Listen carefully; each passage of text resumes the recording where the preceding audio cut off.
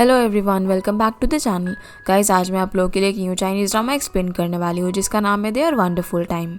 Drama की शुरुआत में हम हमारे मेल लीड शाओरान को देखते हैं जो कि एडवांस टेक्नोलॉजी की मदद से अपने माइंड से मेटावर्स ऑफ लव नाम के गेम को खेल रहा था। वो अपने फ्रेंड्स के साथ गेम खेलते हुए माउंटेन के पास पहुंच जाता है जब अपनी पावर को जब यूज़ करता है तो माउंटेन में से एक लाइट सोर्स आता है।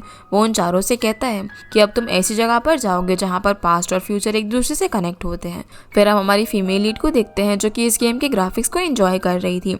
उसकी बातों से हमें पता चलता है कि इस गेम की डिज़ाइनर वही है और उसका खुद का स्टूडियो भी है जिसका नाम लानियाओ स्टूडियो है। तभी शाओरान अपने दोस्तों के साथ एक पोर्टल के जरिए वहां पर आ जाता है, जिन्हें देखकर सॉन्ग कहती है कि अब मेरा टाइम आ गया है। वो उड़ते हुए नीचे उतरती है, तभी उसका गेम ग्लिच करने लग जाता है और हम देखते हैं कि उसकी मॉम मिस गो उसे उठा देती है जिससे कि सॉन्ग गेम से डिस्कनेक्ट हो जाती है। मॉम को तो उसे ऐसे देखकर लग रहा था कि सॉन्ग बीमार है, तो वो उसे हॉस्पिटल ले जाने लगती है, पर सॉन्ग बताती है कि मैं तो काम कर रही थी। मॉम बोलती है कि अगर तुम सोने को काम करना कहती हो तब तो मुझे भी ये काम चाहिए। वही गेम में शाओरान को मैजिकल वॉइस बताती है कि गेम का हिडन बॉस ज्ञान का अवतार है, जिसके बाद शाओरान बाकियों को उसे हिडन मॉन्स्टर को ढूंढने के लिए कहता है और तब तक वो स्टेज क्लियर करेंगे। इधर मॉम सॉन्ग के लिए खाना लाई होती है जिन्हें वो कहती है कि मैं बाद में खा लूंगी, पर मॉम बोलती है कि तुम्हारे लिए मैं इंपॉर्टेंट नहीं हूँ क्या, जिनका ये ड्रामा देखकर उसे उनकी बात मानकर खाना खाना पड़ जाता है। वहीं गेम में शाओरान सभी को मारता हुआ आगे बढ़ रहा था, तभी उसकी बॉस फाइट स्टार्ट हो जाती है। दोनों ही अपनी मैजिकल फाइटिंग स्किल का यूज करके एक दूसरे को टफ फाइट देते हैं। तभी हम एक लेडी को वहां पर देखते हैं जो कि प्रेग्नेंट है। वो खुद से कहती है कि आज से पहले मुझे कभी ऐसी फीलिंग नहीं आई जब भी वो लड़ने के लिए गए थे तब। और यहाँ वो उसी जनरल की बात कर रही थी जिससे शाओरान फाइट कर रहा था। शाओरान जैसे ही अपनी पावर यूज करता है तब वो जनरल बीच में से साइड हो जाता है और गलती से वो अटैक उसकी वाइफ को लग जाता है, जिससे कि वो नीचे गिर जाती है। ये देखकर जनरल काफी घबरा जाता है और उसे उठाकर वहां से भागने लग जाता है, लेकिन सामने ब्रिज टूटा हुआ था तो वो वहीं बैठ जाता है, पर उसकी वाइफ उसके हाथों में ही दम तोड़ देती है। ये देखकर जनरल काफी गुस्सा हो जाता है और फैसला करता है कि वो उसे बदला लेकर रहेगा। शाओरान भी अपने साथियों के साथ उस जनरल को पकड़ने के लिए वहां तक आता है, पर वो ब्रिज से जंप कर देता है। अब इससे पहले वो कुछ कर पाता है, इतने में वो बीच में फ्रीज हो जाते हैं। दरअसल ये गेम का एक बग था जिसकी वजह से वो गेम से बाहर हो जाते हैं। दूसरी तरफ सॉन्ग को जब इस बग का पता चलता है तो वो तुरंत इसे ठीक करने लगती है, लेकिन इसी चक्कर में उसके सिस्टम पर पानी गिर जाता है और करंट लगने की वजह से वो वहीं पर बेहोश हो जाती है। ये देखकर उसके एम्प्लॉयज जल्दी से एम्बुलेंस को कॉल लगाते हैं, लेकिन जब सबका ध्यान सॉन्ग की तरफ था तब हम एक मिस्टीरियस पर्सन को यहाँ पर देखते हैं जिसने कि खुद को कवर कर रखा था। वो यहाँ से भाग जाता है और सभी के जाने के बाद हम देखते हैं कि सॉन्ग के सिस्टम में अपने आप ही चेंजेस होने लगते हैं। उस गेम से जनरल गायब हो गया था। वहीं शाओरान को उसके भाई का कॉल आता है जो उसे बताता है कि गेम में आज जो बग आया था उसकी वजह से बोर्ड ऑफ डायरेक्टर्स उनसे मिलना चाहते हैं। वो बताता है कि डैड की तबीयत खराब है तो मैं हॉस्पिटल में उनके साथ रहूंगा। जिसके बाद शाओरान अपनी बाइक से मीटिंग के लिए निकल पड़ता है। अब हमें पता चलता है कि शाओरान शानहाई ग्रुप का पार्ट है जो कि इस गेम में इन्वेस्ट करने वाली है। रास्ते में हर तरफ इसी गेम की बातें और इंटरव्यूज चल रहे थे क्योंकि ये गेम काफ़ी एडवांस है। प्लेयर्स को बस अपनी आंखें बंद करनी है और वो एक दूसरी दुनिया में पहुंच जाएंगे। शाओरान अब जैसे ऑफिस पहुंचता है तो उसका असिस्टेंट उसे सारा शेड्यूल बताता है। वो उसे गेम के रिव्यूज़ के बारे में भी बताता है, जो देखकर शाओरान उससे बोलता है कि मीटिंग खत्म होने तक मैं लानियाओ से मिलना चाहता हूँ। ये सुनकर वो टेंशन में आ जाता है क्योंकि उसका तो फ़ोन ही नहीं लग रहा था। यहाँ से अब हम सॉन्ग को देखते हैं जिसे हॉस्पिटल में जब होश आता है तो वो किसी वॉरियर की तरह बेड से उठती है। उसे समझ नहीं आता कि वो कहाँ पर है और वो काफ़ी बदली हुई आवाज़ में बात कर रही थी, जिसे देखने से लगता है कि ज़्यादा गेम खेलने की वजह से शायद उसका दिमाग ख़राब हो गया होगा। अब वो अपने रूम से बाहर आकर हर चीज़ को काफ़ी अजीब तरीके से देखने लग जाती है, जैसे आज से पहले उसने ये चीज़ें कभी देखी ही ना हो। तभी व्हीलचेयर पर एक ओल्ड मैन उसके सामने आ जाता है, जिन्हें देखकर वो कहती है कि क्या मैं तुमसे ये ले लूँ, मुझे ना मेरी वाइफ को ढूंढना है, पर वो ओल्ड मैन मना कर देता है। ये बात जब सॉन्ग को समझ नहीं आ रही थी तो वो उसे इस व्हीलचेयर के बदले अपना खजाना देने की बात करती है, लेकिन जब वो फिर भी नहीं मानता तब सॉन्ग अपने हाथ को स्ट्रेच करके अपने वेपन्स के जादू से समन करने की कोशिश कर रही थी, लेकिन ऐसा नहीं होता। उसे बार बार ऐसे करते हुए देखकर अंकल को मजा आ रहा था। सॉन्ग कहती है कि ज़रूर इस फाइट के बाद मैं अपनी पावर्स खो चुका हूँ। तब जाकर हमें समझ में आता है कि असल में सॉन्ग के सिस्टम से वो वॉरियर गायब होकर उसकी मेमोरी में आ गया है और ऐसा होने के चांसेस सब बढ़ गए होंगे जब सिस्टम पर पानी गिर गया था और शॉर्ट सर्किट लगने की वजह से सॉन्ग बेहोश हो गई थी। अब वो ओल्ड मैन इस लड़की की अपनी वाइफ को ढूंढने की डेडिकेशन को देखकर उसे व्हीलचेयर रॉयल अनाउंसमेंट के साथ गिफ्ट करता है। ये देखकर वो काफ़ी खुश हो जाती है और उन्हें शुक्रिया करके व्हीलचेयर पर बैठने वाली थी, लेकिन तभी नर्स वहाँ पर आ जाती है, जिन्हें देखकर वो ओल्ड मैन जल्दी जल्दी से वापस व्हील चेयर पर बैठ जाता है और हमें पता चलता है कि वो दिमागी मरीज है, वरना कोई नॉर्मल पर्सन तो सॉन्ग की हरकतें देखकर उसे ही साइकेट्रिक वार्ड में एडमिट करवा देता। फिर हम शाहरुख को उसकी बोर्ड मीटिंग में देखते हैं जहाँ सभी ये प्लान कर रहे थे कि उन्हें इस गेम के अंदर इन्वेस्टमेंट बंद करनी चाहिए, क्योंकि इस बग की वजह से उनकी रेपुटेशन दांव पर लग गई थी और साथ ही वो आगे चलकर लॉस का रिस्क नहीं ले सकते थे। जिस पर शाहरुख कहता है कि वो बस टेस्ट के दौरान एक माइनर सा बग था जिसे मैं और लानिया मिलकर सॉल्व कर लेंगे। पर मिस्टर चैन कहते हैं कि वो लानिया खुद को गॉडेस ऑफ गेम कहती है, जबकि वो इसे डिजर्व भी नहीं करती। तो शाहरुख बोलता है कि क्या आपको मेरी चॉइस पर डाउट है, और वैसे भी मेरे पास वीटो पावर है, जिसका मतलब सिर्फ वही है जो कि इस प्रोजेक्ट को रोकने का फैसला कर सकता है। ये सुनकर मिस्टर चैन की तो तबीयत ही खराब हो जाती है। वो अपने साथ बैठे हुए अपने सपोर्टर्स को इशारा करते हैं, जिसके बाद वो मेंबर्स कहते हैं कि मुझे शाहरुख पर पूरा भरोसा है कि वो हमारे रिटायरमेंट फंड को नुकसान नहीं पहुंचाएगा। शाहरुख बोलता है कि अगर हम इस गेम को लॉन्च डेट पर रिलीज नहीं कर सके तो इसकी सारी जिम्मेदारी मेरी होगी और मैं आप सभी के नुकसान की भरपाई करूंगा। इस पर मिस्टर चैन कहते हैं कि अगर ऐसा हुआ तो तुम्हें सीईओ की पोस्ट से भी रिजाइन करना पड़ेगा, जिसके लिए वो बिना सोचे हाँ कर देता है। सीन अब यहाँ से लिंक पर आता है, जो कि वॉशरूम यूज करने के लिए जब जाती है तो वो चौंक जाती है। वो शीशे में देखकर पहचान नहीं पा रही थी कि वो खुद है। तब जाकर उसकी जनरल वाली मेमोरी को समझ में आ जाता है कि वो लड़की बन गया है। अब वो जेंट्स टॉयलेट में चली गई थी तो बाहर से लोग नर्स को उसे निकालने के लिए बुला लेते हैं और वो नर्स उसे पकड़कर रूम में लेकर चली जाती है, उसे आराम करने के लिए कहती है। पर जनरल को तो यहाँ पर कुछ भी समझ नहीं आ रहा था कि वो लड़की कैसे बन गया और इन लड़कियों ने उसे क्यों पकड़ा हुआ है। फिलहाल उनकी बात मानने के अलावा उसके पास कोई भी ऑप्शन नहीं था, लेकिन उनके जाने के बाद वो फिर से खड़ा हो जाता है क्योंकि वो परेशान था कि इस लड़की की बॉडी में उसे समझ में नहीं आ रहा था कि वो अपनी वाइफ को इस बॉडी के साथ प्रोटेक्ट कर भी पाएगा या फिर नहीं। इतने में वो शाहरुख को देखता है, जो कि दरअसल अपने डैड को देखने के लिए आया हुआ था, पर वो जनरल उसे वहां पर देखकर पहचान जाता है कि इसी ने उसकी वाइफ को मारा था। वो गुस्से में उसके पीछे जाता है और उसे रोकता है, लेकिन शाहरुख कहता है कि क्या हम एक दूसरे को जानते हैं, जिससे वो उसे नाटक बंद करने के लिए कहता है। तब शाहरुख को कुछ याद आता है और हम देखते हैं कि एक दिन बारिश में जब शाहरुख फोन पर बात करते हुए किसी से कह रहा था कि मैं लानिया से मिलने के लिए जा रहा हूँ ताकि वो कॉन्ट्रैक्ट साइन करवा सके, लेकिन तभी सॉन्ग भागते हुए वहां से निकल जाती है, जिससे शाहरुख की पैंट खराब हो जाती है। वो जब उसे रोकता है तब सॉन्ग कहती है कि आज मेरे लिए काफ़ी इंपॉर्टेंट डे है और मैं जल्दी में थी। वो उसे माफ़ी मांगकर उसे कुछ पैसे दे देती है, लेकिन शाहरुख ये देखकर हैरान हो जाता है तो सॉन्ग उसे कुछ और पैसे दे देती है और कहती है कि तुम बाकी चेंज भी रख लेना, जिससे कि उसकी हैरानी और भी ज़्यादा बढ़ जाती है। सीन अब प्रेजेंट में आता है। शाहरुख सॉन्ग से पूछता है कि आखिर तुम क्या चाहती हो, जहाँ सॉन्ग तो उससे अपनी वाइफ का बदला लेने के बारे में बात करने लग जाता है। वो अपनी मैजिक पावर यूज करने की कोशिश करता है पर उसे कुछ भी नहीं होता, जिससे शाहरुख को लगता है कि इस लड़की का दिमाग ना खराब है और वो यहाँ से जाने लगता है, जो देखकर सॉन्ग उसे रोकने के लिए जंप करके उसके पीछे चढ़ जाती है और कहती है कि बिना अपना बदला लिए मैं तुम्हें जाने नहीं दूंगी। जनरल खुद को इस बॉडी में कमजोर फील कर रहा था, इसलिए वो शाहरुख के कान पर काट लेता है तो शाहरुख उसे नीचे पटक देता है, जिससे सॉन्ग अपने सेंसेस में वापस आ जाती है। वो शाहरुख को देखकर माफ़ी मांगने लग जाती है, पर वो पुलिस बुलाने लग जाता है, जो देखकर सॉन्ग उसका फ़ोन ले लेती है, जिसे लेने के चक्कर में वो उसके काफ़ी क्लोज आ जाती है। वो उसे कहती है कि मैंने तुम्हारा कान जानबूझकर नहीं काटा, चाहो तो बदले में तुम मेरा कान भी काट लो। पर वो अपना फ़ोन लेकर उसे अपना दिमाग ठीक करवाने के लिए कहता है, जिस पर हाँ करके वो वहाँ से भागकर अपने रूम में चली जाती है। उसे कुछ भी समझ नहीं आ रहा था कि उसने क्या किया। वहीं शाहरुख का भाई जब डैड से बात करने की कोशिश कर रहा था तब वो उसे इग्नोर कर रहे थे। वो उन्हें जब पीने के लिए पानी देता है तो वो उसे वहीं पर रखने के लिए कह देते हैं। जैसे ही शाहरुख वहाँ पर आता है तो डैड उसे देखकर काफ़ी खुश होते हैं। वो जब उन्हें पानी देता है तो वो उसे पी लेते हैं। ये देखकर लिन को काफ़ी बुरा लगता है। अब वहाँ से बाहर आकर शाहरुख लिन से कहता है कि मुझे काफ़ी बुरा लगता है जब वो तुम्हें इस तरीके से लेक्चर देते हैं, उन्हें तो जैसे मेरे पे भरोसा ही नहीं है। उसका भाई जानता था कि वो उससे अच्छा फील करवाने के लिए ये सब कह रहा है। शाहरुख कहता है कि तुम फिक्र मत करो, डैड तुम्हें काफ़ी मानते हैं, जिसे इतना काइंड देखकर वो कहता है कि तुम फिक्र मत करो, मैं तुम्हारी सॉफ्ट साइड के बारे में किसी को भी नहीं बताऊंगा। आखिर तुम एक सीईओ हो तो तुम्हें कोल्ड हार्टेड तो रहना ही चाहिए। सीन अब यहाँ से हॉस्पिटल पर शिफ्ट होता है, जहाँ पर हम डॉक्टर ज़ैंग युनफे को देखते हैं। वो कहीं पर जा रहे थे, तभी पीछे से ब्राइडल ड्रेस में एक लड़की भागते हुए उसकी तरफ आती है।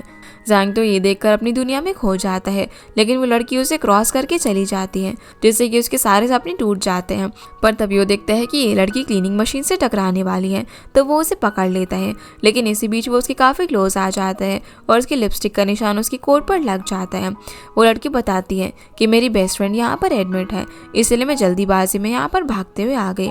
वो वहाँ पर उसे माफ़ी मांग कर चली जाती है, जिसे जैंग से स्माइल करके देखता रह जाता है। अब हम देखते हैं कि जिस फ्रेंड की वो बात कर रही थी वो सॉन्ग है और इस लड़की का नाम लियो है, जिसे देखते ही सॉन्ग उसे गले लगा लेती है। उसे वेडिंग ड्रेस में देखकर सॉन्ग पूछती है ये तुमने शादी कर ली? पर वो बोलती है कि ऐसा होना इतना आसान नहीं है, मैं वेडिंग ड्रेस का ब्रॉडकास्ट कर रही थी, जब मुझे तुम्हारे बारे में पता चला तो मैं भागते हुए यहाँ पर आ गई। अब लियो जब देखती है कि ड्रेस खराब हो गई है तो वो काफ़ी घबरा जाती है, क्योंकि इसको उसे वापस करना था। वो जल्दी से इसे साफ करने के लिए चली जाती है, लेकिन तभी सॉन्ग की मेमोरी पर जनरल टेक ओवर कर लेता है और वो बेहोश होकर वहीं बेड पर गिर जाती है। सॉन्ग को जब होश आता है तो उसके माइंड पर जनरल का कंट्रोल था। उसे समझ नहीं आ रहा था कि वो आखिर वापस इस रूम में कैसे आ गया। इतने में लियो अंदर से ड्रेस साफ करके बाहर निकलती है, जिसे वेडिंग ड्रेस में देखकर जनरल उसे गले लगा लेता है। उसे लगता है कि ये वो उसकी वाइफ है। उसे बताता है कि मुझे लगा कि तुम तो मर गई हो। जिसकी ऐसी बातें सुनकर लियो को लगता है कि वो अपनी गेम के लिए कोई कॉस्प्ले कर रही है। जब लियो उसे कैरेक्टर का नाम पूछती है तो वो कहती है कि जन। तो यहाँ पर जनरल उसे अपना नाम शिंगतियान बताता है और उसका पेट देखकर पूछता है कि तुम्हारा बच्चा कहाँ पर है। उसे इतनी अच्छी एक्टिंग करता हुआ देखकर लियो उसका साथ देने लग जाती है और उसे कहती है कि डार्लिंग मैं भी तुम्हारे काफ़ी टाइम से इंतज़ार कर रही थी, मुझे अभी कुछ और काम है तो तुम मेरा यहाँ पर इंतज़ार करना। इतने में उसका फ़ोन बज जाता है, जिसकी आवाज़ सुनकर जनरल उसे फेंक देता है, क्योंकि वो फ़ोन उसे एक मॉन्स्टर लग रहा था। वो लियो से बोलता है कि तुम फिक्र मत करो, मैं तुम्हारे और हमारे बच्चे को प्रोटेक्ट करूँगा। उसकी ऐसी अजीब बातें अब लिमिट क्रॉस कर रही थी तो लियो गुस्सा हो जाती है और वहाँ से चली जाती है, जो देखकर जनरल बोलता है कि मेरी वाइफ अब मुझे पहचानती नहीं है, ये सब उस इंसान की वजह से हो रहा है जिसने मुझे इस दुनिया में भेजा और इस लड़की के शरीर में कैद कर दिया। इसीलिए अब वो उस इंसान को मारने का फैसला कर लेता है। फिर हम शाहरुख को देखते हैं, जो कि सॉन्ग की कंपनी में जब पहुंचता है तो वहाँ पर उसका एक दोस्त भी मौजूद था। वो इस गेम के मास्टरमाइंड से मिलना चाहता था। वहीं अंदर जब सभी को पता चलता है कि शाहरुख आया है तो वो लोग सॉन्ग से जुड़ा हर सामान छुपाने लग जाते हैं। और आखिर ऐसा क्या कारण है कि वो लोग सॉन्ग की आइडेंटिटी को शाहरुख से छुपाते हैं, वो हमें आगे पता चलेगा। वो लोग शाहरुख के सामने अपने बॉस लानियाओ को ही शो करते हैं। तभी शाहरुख अंदर आ जाता है और वहाँ के एम्प्लॉयज से पूछता है कि गेम कब तक फिक्स होगा, जिसका जवाब उनके पास भी नहीं था। तभी वो नोटिस करते हैं कि गेम में से जनरल गायब हो गया है, जिस पर वो कहते हैं कि ज़रूर कोई ग्लिच होगा। अब जब तक बॉस नहीं आ जाती हम डिटेल में इसी बारे में नहीं बता सकते, जो सुनकर वो हैरान होते हैं कि लानियाओ कंपनी में नहीं है। लेकिन शाहरुख को इससे कोई भी फर्क नहीं पड़ता, उसे बस सोल्यूशन से मतलब था। वो ना अनाउंस डेट पर ही गेम लॉन्च की वार्निंग देकर चला जाता है। दूसरी तरफ जब सॉन्ग घर पर वापस आती है तब भी वो अपने जनरल के कैरेक्टर में ही थी। आसपास इतनी अजीब चीज़ों को देखकर वो काफ़ी हैरान हो रहा था, जिसकी इन हरकतों से परेशान होकर लियो से नाटक बंद करने के लिए कहती है। तभी जनरल गॉड की फ़ोटो को वॉल पर देखकर उनकी वर्शिप करने लग जाता है और उनसे कहता है कि इस बॉडी में रहकर अब मैं आपको प्रोटेक्ट नहीं कर सकूँगा, आप प्लीज़ मुझे थोड़ी ताकत दो ताकि मैं उस विलेन को हरा सकूं। जिसकी ये सारी नौटंकी लियो उसे बर्दाश्त नहीं हो रही थी। वो यहाँ से चली जाती है। तभी सॉन्ग शाहरुख को टीवी पर देखती है और उसे पहचान जाती है कि इसी ने उसे मारा था। वहीं लियो अपने रूम में जब लाइव स्ट्रीमिंग कर रही थी तभी उसे जोर की आवाज़ आती है। जब वो बाहर जाकर देखती है तो सॉन्ग ने उस टीवी को तोड़ दिया था, जो देखकर उसके तो होश ही उड़ जाते हैं। वो उस पर काफ़ी गुस्सा करती है। जनरल उसे कहते हैं कि डार्लिंग इसी ने तुम्हें मारा था, ये शाहरुख हमारा दुश्मन है। तो लियो कहती है कि वो तुम्हारा दुश्मन नहीं बल्कि बॉस है।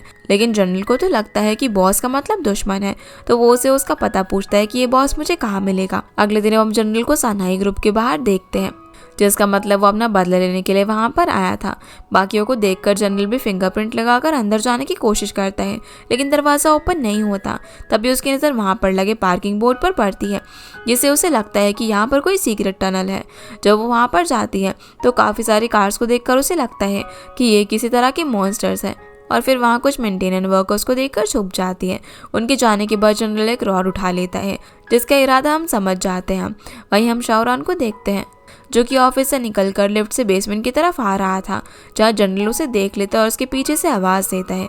जब शाहरुख पीछे पलटता है तब जनरल उस पर अटैक कर देता है, लेकिन शाहरुख खुद को बचा लेता है और उससे लड़ते हुए उसकी पुलिस कंप्लेन में भी करता है। तभी जनरल उसे ज़ोर से पंच मारता है और शाहरुख बेहोश होकर नीचे गिर पड़ता है।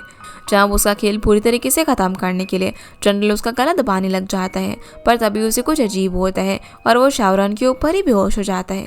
यहाँ से फिर हम सॉन्ग को पुलिस स्टेशन में देखते हैं, जहाँ पुलिस जब उसे सीसीटीवी फुटेज दिखाती है तो सॉन्ग साफ इनकार कर देती है कि ये मैं नहीं हो सकती, मुझे तो लड़ना आता भी नहीं है।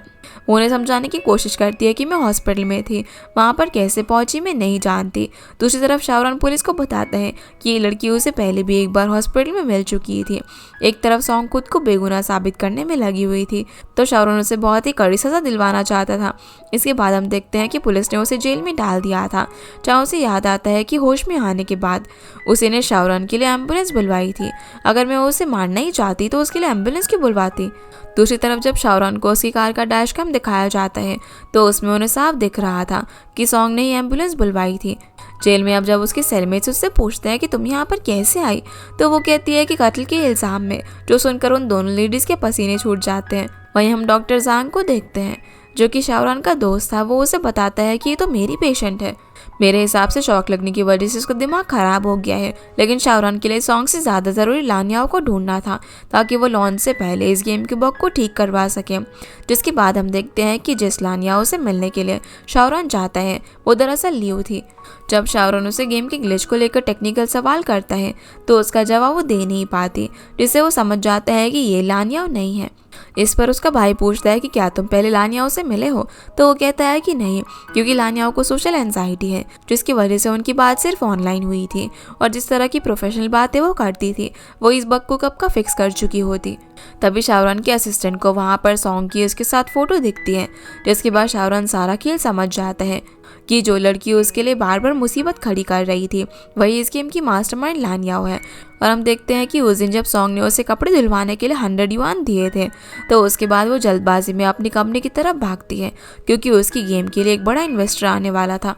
पर उसके होश उड़ जाते हैं जब उसे पता चलता है कि वो इन्वेस्टर वही इंसान है जिसे अभी उसने 100 युआन दिए थे। वो घबरा जाती है और उसके हाथ से इन्वेस्टमेंट चली ना जाए, इसी डर से वो लियू को लानियाओं बनाकर खुद टेबल के नीचे छुप जाती है। लियू अब यहाँ पर शावरान को भरोसा दिलाती है कि सॉन्ग तो दिन रात एक करके बग फिक्स करने में लगी हुई है।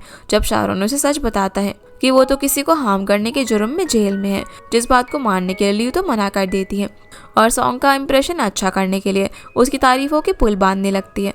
वहीं हम सॉन्ग को देखते हैं जिसकी बॉडी पर जनरल का कंट्रोल आ गया था। वो जब खुद को एक जेल में देखता है तो काफ़ी खुश होता है, क्योंकि उसे लग रहा था कि अपने दुश्मन को मारने के बाद ही उसे यहाँ पर लाया गया होगा, जिसके लिए वो अपने गॉड को शुक्रिया करता है। जिसकी ऐसी बातें सुनकर उन दोनों लेडीज़ को लगता है कि इसका दिमाग खराब हो गया है।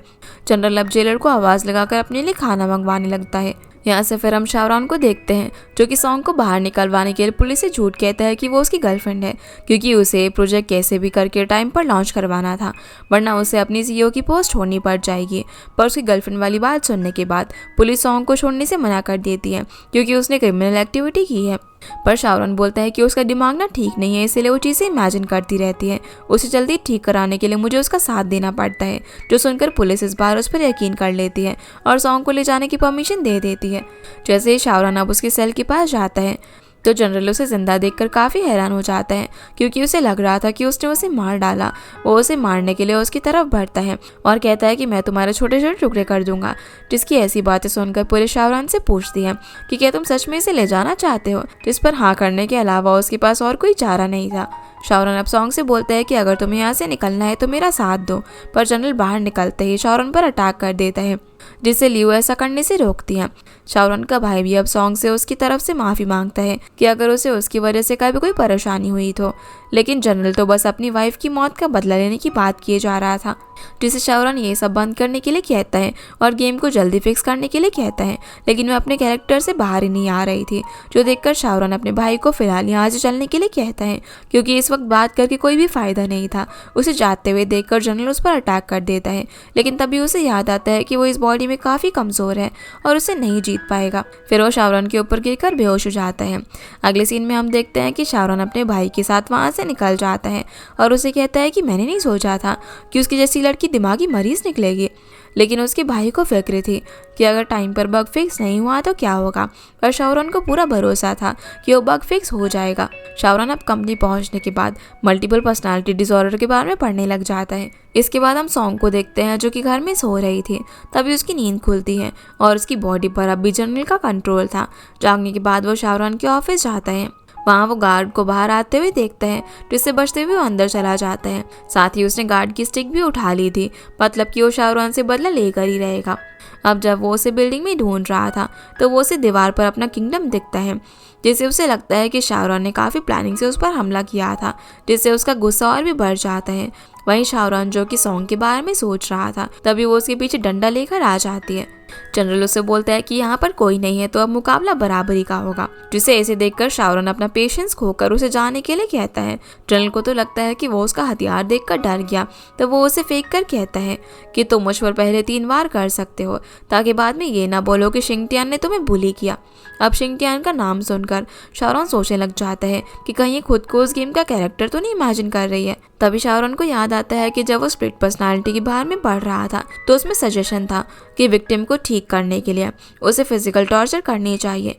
इसीलिए वो डंडे को उठाने के लिए सॉन्ग से झूठ कहता है कि पीछे कोई आ गया है। जब जनरल पीछे घूमता है तो शाओरन डंडा उठाकर सॉन्ग को काफ़ी ज़ोर से मारता है, पर उसे कुछ भी नहीं होता। जहाँ उसे ऐसी ट्रिक्स यूज़ करता हुआ देखकर जनरल उसे मारने के लिए उसके पीछे पड़ जाता है। शाओरन समझ गया था कि फिजिकल टॉर्चर उसके किसी भी काम का नहीं है, इसीलिए वो सॉन्ग की तरफ बढ़ने लग जाता है, जिससे जनरल को कुछ भी समझ नहीं आता। वो उसे रोकने के लिए डॉक्यूमेंट्स को हवा में फेंक देता है। तभी शाओरन उसे किस कर देता है, जिससे कि जनरल की पर्सनैलिटी चली जाती है और सॉन्ग अपने सेंसेस में वापस आ जाती है, जहाँ वो शाओरन को उसे किस करता हुआ देखकर पीछे कर देती है। जैसे कि अब शाओरन समझ जाता है कि इसका इलाज हार्मोनल सिमुलेशन है। सॉन्ग उसे पूछती है कि तुम ये क्या कर रहे थे, तो वो कहता है कि मैं खुद को बचा रहा था। सॉन्ग को कुछ भी समझ नहीं आता कि यहाँ पर आखिर हो क्या रहा है और वो यहाँ कैसे आई, जिस बारे में वो शाओरन से पूछती है, लेकिन वो उसे कुछ भी नहीं बताता। सॉन्ग अब काफ़ी कंफ्यूज थी, इसलिए वो शाओरन को ये सब भूलने के लिए कहती है और उसे डिनर के लिए भी पूछती है, लेकिन वो कुछ भी नहीं कहता। इसलिए वो खुद को ही कसूरवार मानकर खुद को कोसने लग जाती है, जिस चक्कर में वो उसे टकरा जाती है। शाओरन जब उसे पलट कर घूरता है तो वो नर्वस हो जाती है, पर वो बोलता है कि मैं तुम्हें घर पर छोड़ देता हूँ, जिसके लिए वो मना करती है, लेकिन वो उसकी बात नहीं मानता। अब वो जाकर उसके लिए अपनी कार का दरवाज़ा खोल देता है। अब क्योंकि उसे नाराज़ करके सॉन्ग का ही नुकसान होने वाला था, इसीलिए वो उसके साथ चली जाती है। रास्ते में अब जब कार सिग्नल पर रुकती है तभी शाओरन देखता है कि सॉन्ग सो चुकी है, पर तभी उसे जनरल टेक ओवर कर लेता है और जब वो खुद को बंधा हुआ पाता है तो शाओरन पर अटैक करता है। लेकिन अब शाओरन ट्रिक समझ चुका था। वो सॉन्ग को नॉर्मल करने के लिए पहले उसका हाथ पकड़ता है ताकि वो उसे मार ना पाए, और फिर वो जैसे उसे किस करने वाला था तभी जनरल चला जाता है। ये देखकर शाओरन हैरान हो जाता है कि सॉन्ग के सोने के बाद दूसरी पर्सनालिटी बाहर आती है। साथ ही वो देखता है कि इस बार उसे किस करने की जरूरत नहीं पड़ी, उसका काम हाथ पकड़ने से ही हो गया था। अगले दिन हम देखते हैं कि सॉन्ग के उठते ही शाओरन ने उसका हाथ पकड़ा हुआ था। वो काफ़ी हैरान होती है और सोचने लगती है कि सोते टाइम उसने कुछ ऐसी वैसी हरकत तो नहीं करी जिससे कि वो बेवकूफ़ लग रही हो। शाओरन उसे बताता है कि आज कंपनी की मीटिंग है और उसमें तुम्हें आना है, उसके बाद मुझे तुमसे ज़रूरी डिस्कशन करना है, तब तक तुम सो नहीं सकती। जिसकी बात सुनने के बाद वो खुद से कहती है कि इस बारे में मैंने सही सुना था कि ये तो एकदम मर्सीलेस है। अब कुछ देर बाद जब मीटिंग का टाइम आता है तो सॉन्ग शाओरन की कंपनी में उससे और उसके बोर्ड ऑफ डायरेक्टर से मिलने के लिए जाती है। वहीं वो सभी को सॉन्ग से इंट्रोड्यूस करवाता है, जहाँ पर सॉन्ग के साथ वहाँ एक दूसरी कंपनी की गेम डिजाइनर भी आई हुई थी, जिसे लेकर बोर्ड ऑफ डायरेक्टर सॉन्ग पर प्रेशर बनाने लग जाते हैं कि हमें फिक्स डेट पर ही गेम को लॉन्च करना है, हमारे इन्वेस्ट किए हर पैसे का हमें प्रॉफिट चाहिए, अगर तुम ऐसा नहीं कर सकती तो हम ये प्रोजेक्ट इन्हें दे देंगे। जिस पर शाओरन सॉन्ग की तरफ से कहता है कि हम 2 हफ्ते में बग को फिक्स कर लेंगे। जिसके बाद सॉन्ग सभी को अपने आगे का प्लान बताती है कि वो ये कैसे करेंगे। मीटिंग के बाद शाओरन सॉन्ग के साथ उसकी कंपनी में बग को फिक्स करने के लिए जाता है, पर बार बार ट्राई करने पर भी एरर शो कर रहा था। तभी सॉन्ग को याद आता है कि वो हार्ड ड्राइव तो घर पर ही भूल गई है, तो शाओरन उसे बोलता है कि तुम यहीं पर रुको, उसे मैं लेकर आता हूँ। उसी वक्त वहाँ पर शाओरन का असिस्टेंट खाना लेकर आ जाता है, पर उन दोनों को इतना क्लोज देखकर उसे लगता है कि यहाँ पर कुछ और ही हो रहा है, इसीलिए वो चला जाता है। जिसके पीछे शाओरन जाकर कहता है कि मैं हार्ड ड्राइव लेने के लिए जा रहा हूँ, तब तक मेरे पीछे सॉन्ग पर नज़र बनाए रखना, वरना अपनी नौकरी से हाथ धो बैठोगे। शाओरन अब सॉन्ग के घर पर पहुंचकर हार्ड ड्राइव ढूंढने लगता है और सॉन्ग उसे कॉल पर गाइड कर रही थी, लेकिन सॉन्ग को ठीक से याद नहीं था कि उसने उसे कहाँ पर रखा होगा। जिस बीच शाओरन कभी उसकी फोटोज को तो कभी उसकी बाकी चीज़ों को ध्यान से देख रहा था। इतने में उसे हार्ड ड्राइव मिल जाती है तो तुरंत ही कॉल कट कर देता है और जब वो वहाँ से जाने लगता है तो उसे कुछ आइडिया आता है। फिर हम देखते हैं कि शाओरन ने अपने असिस्टेंट से कहकर सॉन्ग को अपने घर पर बुलवा लिया था, जिसका इतना बड़ा मेंशन देखकर वो काफ़ी हैरान होती है। जब वो अंदर उससे मिलती है तो शाओरन उसे उसका प्रॉमिस याद दिलाता है जो उसने बोर्ड मीटिंग में किया था, इसलिए अब टास्क कंप्लीट होने तक सॉन्ग को यहीं पर रहना होगा। ये सुनकर वो हैरान हो जाती है कि ये क्या बोल रहा है। वो बोलती है कि मैं यहाँ पर काम नहीं कर सकती, मेरा सिस्टम और फाइल्स घर पर है। पर हम देखते हैं कि उसने उसके रूम का सारा सामान और सिस्टम यहाँ पर ले आया था। अपनी मर्जी के बिना सामान यहाँ पर देखकर वो उससे कहती है कि मैंने तुम्हें अपनी गेम बेची है, ना कि खुद को, तुम ऐसे नहीं कर सकते। तो शाओरन उसे बताता है कि तुम्हें जब भी होश आता है तुम मेरे ऊपर होती हो। वो फुटेज में उसे उसकी स्प्लिट पर्सनालिटी दिखाता है जो उसके सोने के बाद उसकी बॉडी पर कंट्रोल कर लेती है और सिर्फ वही है जो कि उसे नॉर्मल कर सकता है। ये सब जानने के बाद सॉन्ग यहाँ पर रुकने के लिए मान जाती है और शाओरन उसे जल्दी से अपना काम शुरू करने के लिए कहता है, जिस पर वो चिल्लाती है कि ये ऑफ टाइम है, भला इस टाइम कौन काम करेगा। पर वो उसे डेडलाइन याद दिलाता है, इसलिए वो लेट नाइट तक अब काम करने लगती है। अब काफ़ी देर हो चुकी थी तो शाओरन को सोना था, इसलिए वो सॉन्ग को भी सोने चलने के लिए कहता है। पहले तो वो मना कर देती है कि उसे और काम है, लेकिन जब वो उसे बताता है कि तुम्हारे जागने की वजह से फिर मैं भी सो नहीं पाऊंगा और अगर तुम गलती से सो गई तो जनरल वापस आकर मेरे पीछे पड़ जाएगा, इसलिए वो सिस्टम बंद करके सोने चली जाती है। पर वो हैरान होती है जब उसे वहाँ पर एक ही बेड दिखता है। वो उसे कहती है कि मैं काउच पर ही सो जाऊंगी। इस पर वो कहता है कि फिर मुझे भी तुम्हारा हाथ पकड़ने के लिए वहीं पर सोना पड़ेगा, जो सुनकर वो तुरंत ही बेड पर सोने के लिए मान जाती है। शाओरन अब उन दोनों के बीच में पिलो रख देता है और दोनों ही काफ़ी नर्वस हो रहे थे। तब वो उसे कहता है कि तुम क्या बस ऐसे ही सोने वाली हो, जो सुनकर वो हैरानी से पूछती है कि फिर तुम्हारा क्या ख्याल है। वो उसका हाथ पकड़ना चाहता था ताकि वो स्प्लिट पर्सनालिटी को रोक सके। इस पर वो दोनों ही नर्वस होते एक दूसरे का हाथ पकड़ लेते हैं। अगले दिन अब शाओरन को उसका भाई कॉल करके पूछता है कि तुम मीटिंग में क्यों नहीं आए।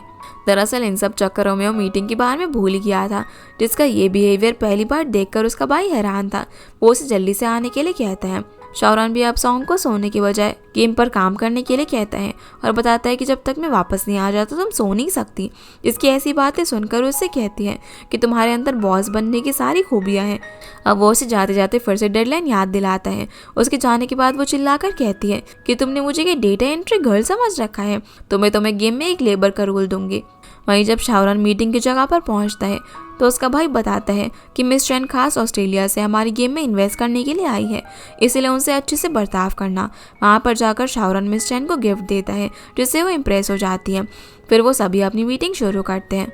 इधर सॉन्ग शाओरन की स्कूल टाइम की फ़ोटोज़ देखकर उसकी नकल करने लग जाती है। तभी उसे लियू का कॉल आता है, जो कि उसे कहीं बाहर चलकर माइंड रिलैक्स करने के लिए कहती है, पर वो मना कर देती है क्योंकि 14 दिनों में उसे कैसे भी बग को फिक्स करना था। पर लियू कहती है कि तुम्हें बाहर जाकर माइंड को फ्रेश करना चाहिए। सॉन्ग को डर था कि कहीं शाओरन वापस ना आ जाए, पर लियू उसकी एक नहीं सुनती और उसे लोकेशन सेंड कर देती है। इधर शाओरन मिस चैन को गेम के बारे में एक्सप्लेन कर रहा था। मिस चैन गेम की प्रॉब्लम के बारे में जानती थी, तो वो उनसे कहता है कि इस गेम पर फेमस लानिया काम कर रही है, जो कि इस बग को जल्दी ही फिक्स कर लेगी। वहीं रेस्टोरेंट के बाहर हम शाओरन को देखते हैं। इसका मतलब लियू ने उसे वहाँ की लोकेशन भेज दी थी जहाँ पर शाओरन मीटिंग के लिए आया हुआ था। अब शाओरन जब बात कर ही रहा था तभी उसकी नज़र सॉन्ग पर पड़ती है, जो कि उसके सामने वाली टेबल पर थी, जिसे देखकर उसकी होश उड़ जाती है कि ये यहाँ पर क्या कर रही है। हम देखते हैं कि सॉन्ग ने काफ़ी ज़्यादा ड्रिंक कर ली थी, इतना कि वो ठीक से खड़ी भी नहीं हो पा रही थी, जिससे लियू बड़ी मुश्किल से संभाल कर वॉशरूम लेकर जाती है, जहाँ वो उसका वेट कर ही रही थी कि तभी वहाँ पर डॉक्टर ज़ांग उससे मिलता है। लियू हैरान थी कि वो डॉक्टर को अब भी याद है। इस पर ज़ांग कहता है कि मेरी मेमोरी काफ़ी तेज़ है और तुमने तो मेरे ऊपर कुछ अलग ही इंप्रेशन छोड़ा था। तभी कुछ लड़कियां लियू से जल्दबाजी में टकरा जाती हैं, तो ज़ांग उसे संभाल कर बाहर ले जाता है। वहीं बाहर शाओरन सॉन्ग को ढूंढने में लगा हुआ था, लेकिन वो उसे कहीं पर भी दिखाई नहीं दे रही थी। सॉन्ग जैसे ही वॉशरूम से आती है तब उसे वहाँ पर जनरल शिंगतियान दिखता है। दोनों एक दूसरे को देखकर हैरान हो जाते हैं। जनरल तो काफ़ी खुश था कि अब वो लड़की की बॉडी से बाहर आ गया है। सॉन्ग उसे सवाल करने लग जाती है कि गेम में उस कॉम्बैट के दौरान क्या हुआ था। वहीं बाहर हम ज़ांग को देखते हैं जो कि लियो का काफ़ी ध्यान रख रहा था। वो उसके पैरों को चेक करके कहता है कि इस तरीके की हील्स काफ़ी पेनफुल होते हैं और तुम्हारे लिए ठीक नहीं है, इसीलिए अगली बार से कंफर्टेबल शूज़ ही पहनना। जिसे अपनी इतनी केयर करता हुआ देखकर वो मन में काफ़ी खुश हो रही थी। वहीं हम जनरल को देखते हैं जो कि सॉन्ग को बताता है कि मैं तो बस उस एनिमी को मारने का मौका ढूंढ रहा हूँ। वो उसे मार्शल आर्ट्स करके दिखाने लग जाता है और बताता है कि ये सब मैं तुम्हारी बॉडी में नहीं कर सकता था। सॉन्ग को अब जब पता चलता है कि उसका दुश्मन शाओरान है तो वो कहती है कि मेरा भी वही दुश्मन है और दुश्मनों का दुश्मन दोस्त होता है ना, इसलिए वो मिलकर उसे बदला लेने का डिसाइड कर लेते हैं। फिर लोग अपनी दोस्ती को सेलिब्रेट करने के लिए बाहर जाते हैं, जहाँ शाओरान का भाई सॉन्ग को इस हालत में देखकर हैरान हो जाता है कि ये हवा में हाथ उठाकर क्यों चल रही है। तभी सॉन्ग का पैर फिसल जाता है जिससे वो बचा लेता है, लेकिन जनरल फिर से उसकी बॉडी में आ जाता है। उसने उसे गिरने से बचाया था तो जनरल उसे भी अपने साथ ड्रिंक करने के लिए इनवाइट करता है, जिसकी ये सब हरकतें शाओरान ऊपर से देख रहा था। वो सोचने लग जाता है कि इसे देखकर बिल्कुल भी नहीं लगता कि इसे सोशल एंजाइटी हो सकता है। वहीं ज़ांग को उसके दोस्त अपने पास बुला रहे थे, इसलिए उसे जाना पड़ता है। तभी लिन सॉन्ग को लियो के पास लेकर जाता है, जहाँ पर वो सॉन्ग को देखकर कहती है कि डार्लिंग हम कितने दिनों बाद मिले हैं, मैंने तुम्हें काफ़ी मिस किया। जो सुनकर लियो उसे चुप रहने के लिए कहती है ताकि कोई उसे सुन ना ले, वरना ज़ांग के सामने उसकी इज्जत कुछ बचेगी ही नहीं। फिर शाओरान जब वापस मिस चैन के पास जाता है तो वो उसे पूछ रही होती है कि वो उन्हें अपना इन्वेस्टर बनाना चाहता है या फिर नहीं, पर शाओरान का सारा ध्यान सॉन्ग पर होता है। इतने में लिन भी आ जाता है जो देखता है कि सब कुछ अच्छा चल रहा है तो आगे के प्रोसेस स्टार्ट करने की सबसे परमिशन लेता है, जिसके लिए सभी हाँ कर देते हैं। वहीं सॉन्ग लियो के साथ काफ़ी ज़्यादा ड्रिंक कर रही थी, जिसके बाद दोनों साथ में डांस करने जाते हैं, लेकिन जनरल की पर्सनालिटी बाहर ही रह गई थी और जो डांस कर रही थी वो सॉन्ग थी, जिसका डांस शाओरान काफ़ी ध्यान से देख रहा था। पर लिन शाओ टेंशन में था कि कहीं उनके इन्वेस्टर्स को ये ना पता चल जाए कि ये उनकी गेम के डेवलपर है।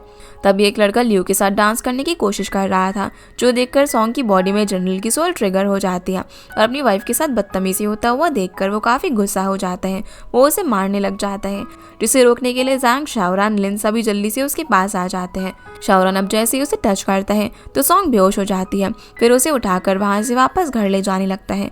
कार में सॉन्ग उसके शोल्डर पर सर रखकर सोई हुई थी, जिसे शाओरान दूर कर देता है। तभी वो उठती है और नशे में होने की वजह से वो उसके ऊपर अपनी भड़ास उतारने लग जाती है। वो रोते हुए उसे कहती है कि सभी मुझे इस तरह ट्रीट क्यों कर रहे हैं, मैं तो पूरी कोशिश कर रही हूँ गेम फिक्स करने की। तभी शाओरान का ड्राइवर उससे कहता है कि सर आपको ऐसे हालातों में ना उसे गले लगाना चाहिए, तो वो उसे गले लगाने ही जा रहा था, पर सॉन्ग खुद उसके ऊपर ही सर रखकर दोबारा सो जाती है। अब घर पहुँचने के बाद शाओरान सॉन्ग को उठाकर बेडरूम में लेकर जाता है और उसके शूज़ निकालने के बाद उसे सुला देता है। तभी हेल्पर वहाँ पर आती है, जिनसे शाओरान कल सॉन्ग के लिए कुछ कपड़े मंगवाता है।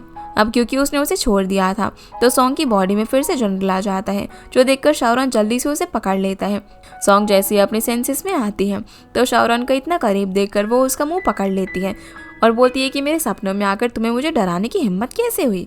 पर वो उससे पूछती है कि भले ही तुम रूड, मर्सीलेस या फिर बुरे हो, पर दिखते हो तुम एकदम हैंडसम हो, मैं तुम्हें और तुम्हारे भाई को अपने गेम में एक एनपीसी कैरेक्टर बना दूंगी। इस पर शाओरान पूछता है कि मैं ज़्यादा हैंडसम हूँ या फिर मेरा भाई, तो सॉन्ग लिन का नाम लेती है। पर शाओरान को दोबारा पूछने पर वो कहती है कि तुम दोनों ही अच्छे दिखते हो, लेकिन फिर भी इससे आगे वो कुछ कहती है उससे पहले ही वो सो जाती है, जिसका जवाब जानने के लिए जब वो उठाता है तो सॉन्ग कहती है कि तुम दोनों में से सबसे ज़्यादा अच्छी ना मैं दिखती हूँ। जिसकी ऐसी बातें सुनकर वो काफ़ी परेशान हो जाता है और सोचने लगता है कि मुझे भी ड्रिंक कर ही लेनी चाहिए ताकि कम से कम मुझे टॉर्चर तो ना झेलना पड़े। दूसरी तरफ ज़ांग लियू को उसके घर तक छोड़ता है, जिसके लिए वो उसे थैंक्स कहती है और बताती है कि तुम्हारे मुझ पर अब 2 फेवर्स हैं। तभी ज़ांग उससे पूछता है कि क्या मैं अंदर तक छोड़ने के लिए आ सकता हूँ, पर वो उसे मना करके बोलती है कि इस टाइम किसी लड़के का यहाँ पर आना सही नहीं होगा और अगर किसी ने देख लिया तो प्रॉब्लम हो जाएगी। इस पर वो घबराते हुए कहता है कि नहीं नहीं, मेरा वो मतलब नहीं था, और वहाँ से जाने लगता है। अगले सुबह अब जब सॉन्ग की आंख खुलती है तो वो शाओरान को अपने सामने देखकर चीख पड़ती है। उसे समझ नहीं आता कि वो यहाँ पर कैसे पहुँच गई। वो उससे पूछती है कि तुमने मेरा एडवांटेज लेने की कोशिश तो नहीं की ना। इस पर वो उसे बोलता है कि तुम खुद अपने हालात देखकर सोचो कि क्या किसी ने तुम्हारा एडवांटेज लिया होगा। वो पूछती है कि मतलब हमारे बीच में कुछ नहीं हुआ, जिससे उसे परेशान करते हुए शाओरान पूछता है कि तुम इतनी डिसअपॉइंट क्यों हो गई ये जानकर। अब वो गुस्से में जाने लगती है। तभी शाओरान उसे कहता है कि अब जब तुम उठी गई हो तो इस बात की पूरी रिस्पॉन्सिबिलिटी लो जो कुछ भी हुआ। ये सुनकर वो उस पर गुस्सा करने लग जाती है कि तुम एक लेडी से इस तरह कैसे बात कर सकते हो। पर वो बेचारा तो उसे गेम की रिस्पॉन्सिबिलिटी लेने की बात कर रहा था। वो उसे कहता है कि तुम्हें तो कल मुझे मर्सीलेस कहने में काफ़ी मज़ा आ रहा था ना। तो बात घुमाने के लिए कहती है कि मैं नेबर का नाम भी वाली शाओ है और वॉशरूम में जाकर बोलने लग जाती है कि ये जगह ना किसी हेल से कम नहीं है। अब वो खुद को कोसने लग जाती है कि मैंने इतनी ड्रिंक क्यों की, इस वजह से उसकी लाइफ कितनी मुश्किल हो गई है। रेडी होने के बाद अब जब ये दोनों नीचे जाते हैं तभी लिन उसे यहाँ पर देखकर हैरान हो जाता है। तो सॉन्ग उसे बताती है कि मुझे यहाँ पर ज़बरदस्ती रखा हुआ है। शाओरन कहता है कि ये अपना काम ठीक से नहीं कर रही है, इसीलिए इस पर नज़र रखने के लिए मैंने इसे यहाँ पर बुला लिया। दोनों भाई अब इन्वेस्टर्स की बात करने लग जाते हैं। जहाँ शाओरन चाहता था कि भले ही इन्वेस्टमेंट वो लोग कर रहे हैं लेकिन डिसीजन मेकिंग की पावर हमारे पास ही होनी चाहिए। जिसकी कॉर्पोरेट ट्रिक्स को देखकर सॉन्ग उसकी तारीफ करने लग जाती है, पर उस पर इसका कोई भी असर नहीं होता। उल्टा वो उसे ब्रेकफास्ट के बाद काम पर ध्यान देने के लिए कहता है। यहाँ से अब हम ल्यू को देखते हैं जो कि जैंग के लिए खाना लेकर गई थी। उसके आने पर वो उसे कहती है कि कल मुझे ड्रॉप करने के लिए मैं तुम्हें थैंक्स कहना चाहती थी। वो बोलता है कि इसकी कोई ज़रूरत नहीं थी, जो सुनकर वो खाना वापस ले जाने लग जाती है। ये देखकर वो उसे रोकता है और बताता है कि मैं तुम्हारे लिए कुछ लिया है। अब वो एक बॉक्स खोलता है जिसके अंदर शूज़ थे। कल जब उसने देखा था कि लियो को हील्स की वजह से प्रॉब्लम हो रही है तो वो उसके लिए ये शूज़ लेकर आया था। ये देखकर वो काफ़ी ज़्यादा खुश हो जाती है। जैंग अब उसे अपने हाथों से वो शूज़ पहना देता है जो कि उसे काफ़ी ज़्यादा पसंद आते हैं और वहाँ से जाते जाते उसे खाना टाइम पर खाने के लिए बोलती है। इधर सॉन्ग आज भी लेट नाइट तक काम कर रही थी। तब शाओरन एक बॉक्स लेकर आता है और उसे बताता है कि कल सुबह मेरी मीटिंग है तो हमें जल्दी सोना होगा। इस पर जब वो उसे जाकर सोने के लिए कहती है तब शाओरन पूछता है कि क्या फिर तुम मुझे चैन से सोने दोगी, और बताता है कि इस बॉक्स के अंदर तुम्हारे लिए नाइट ड्रेस है। ये बोलकर वहाँ से चला जाता है, जो सुनकर वो इमेजिन करने लग जाती है कि इसमें ज़रूर कोई हॉट सी ड्रेस होगी जिसे पहनकर जब वो उसके पास जाएगी तो वो उसे देखता रह जाएगा। वो खुद से कहती है कि तुम मुझे कुछ भी दोगे पहनने के लिए मैं पहन लूँगी।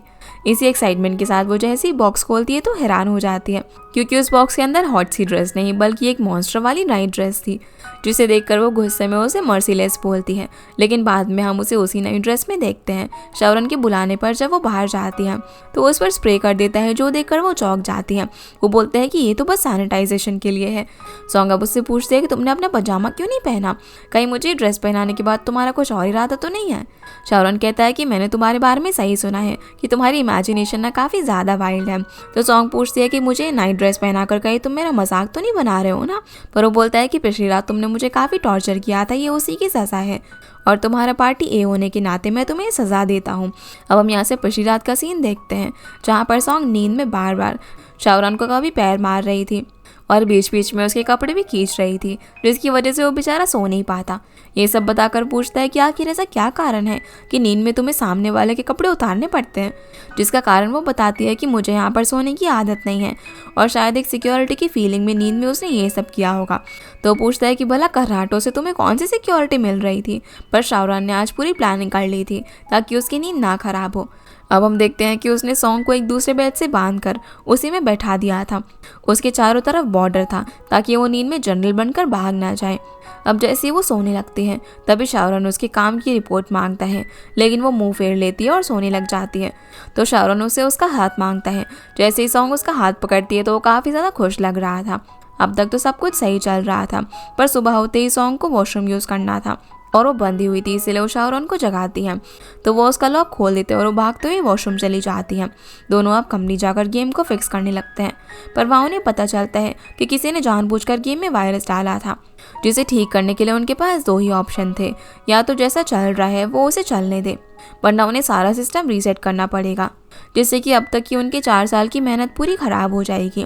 तभी लिन कहता है कि इस प्रॉब्लम का कोई ना कोई सोल्यूशन ज़रूर होगा। वो बताता है कि मेरा एक दोस्त है, इस सब में एक्सपर्ट है, तो वो ज़रूर कोई मदद कर सकेगा। जो सुनकर शाओरन बोलता है कि कहीं तुम डेविड की बात तो नहीं कर रहे।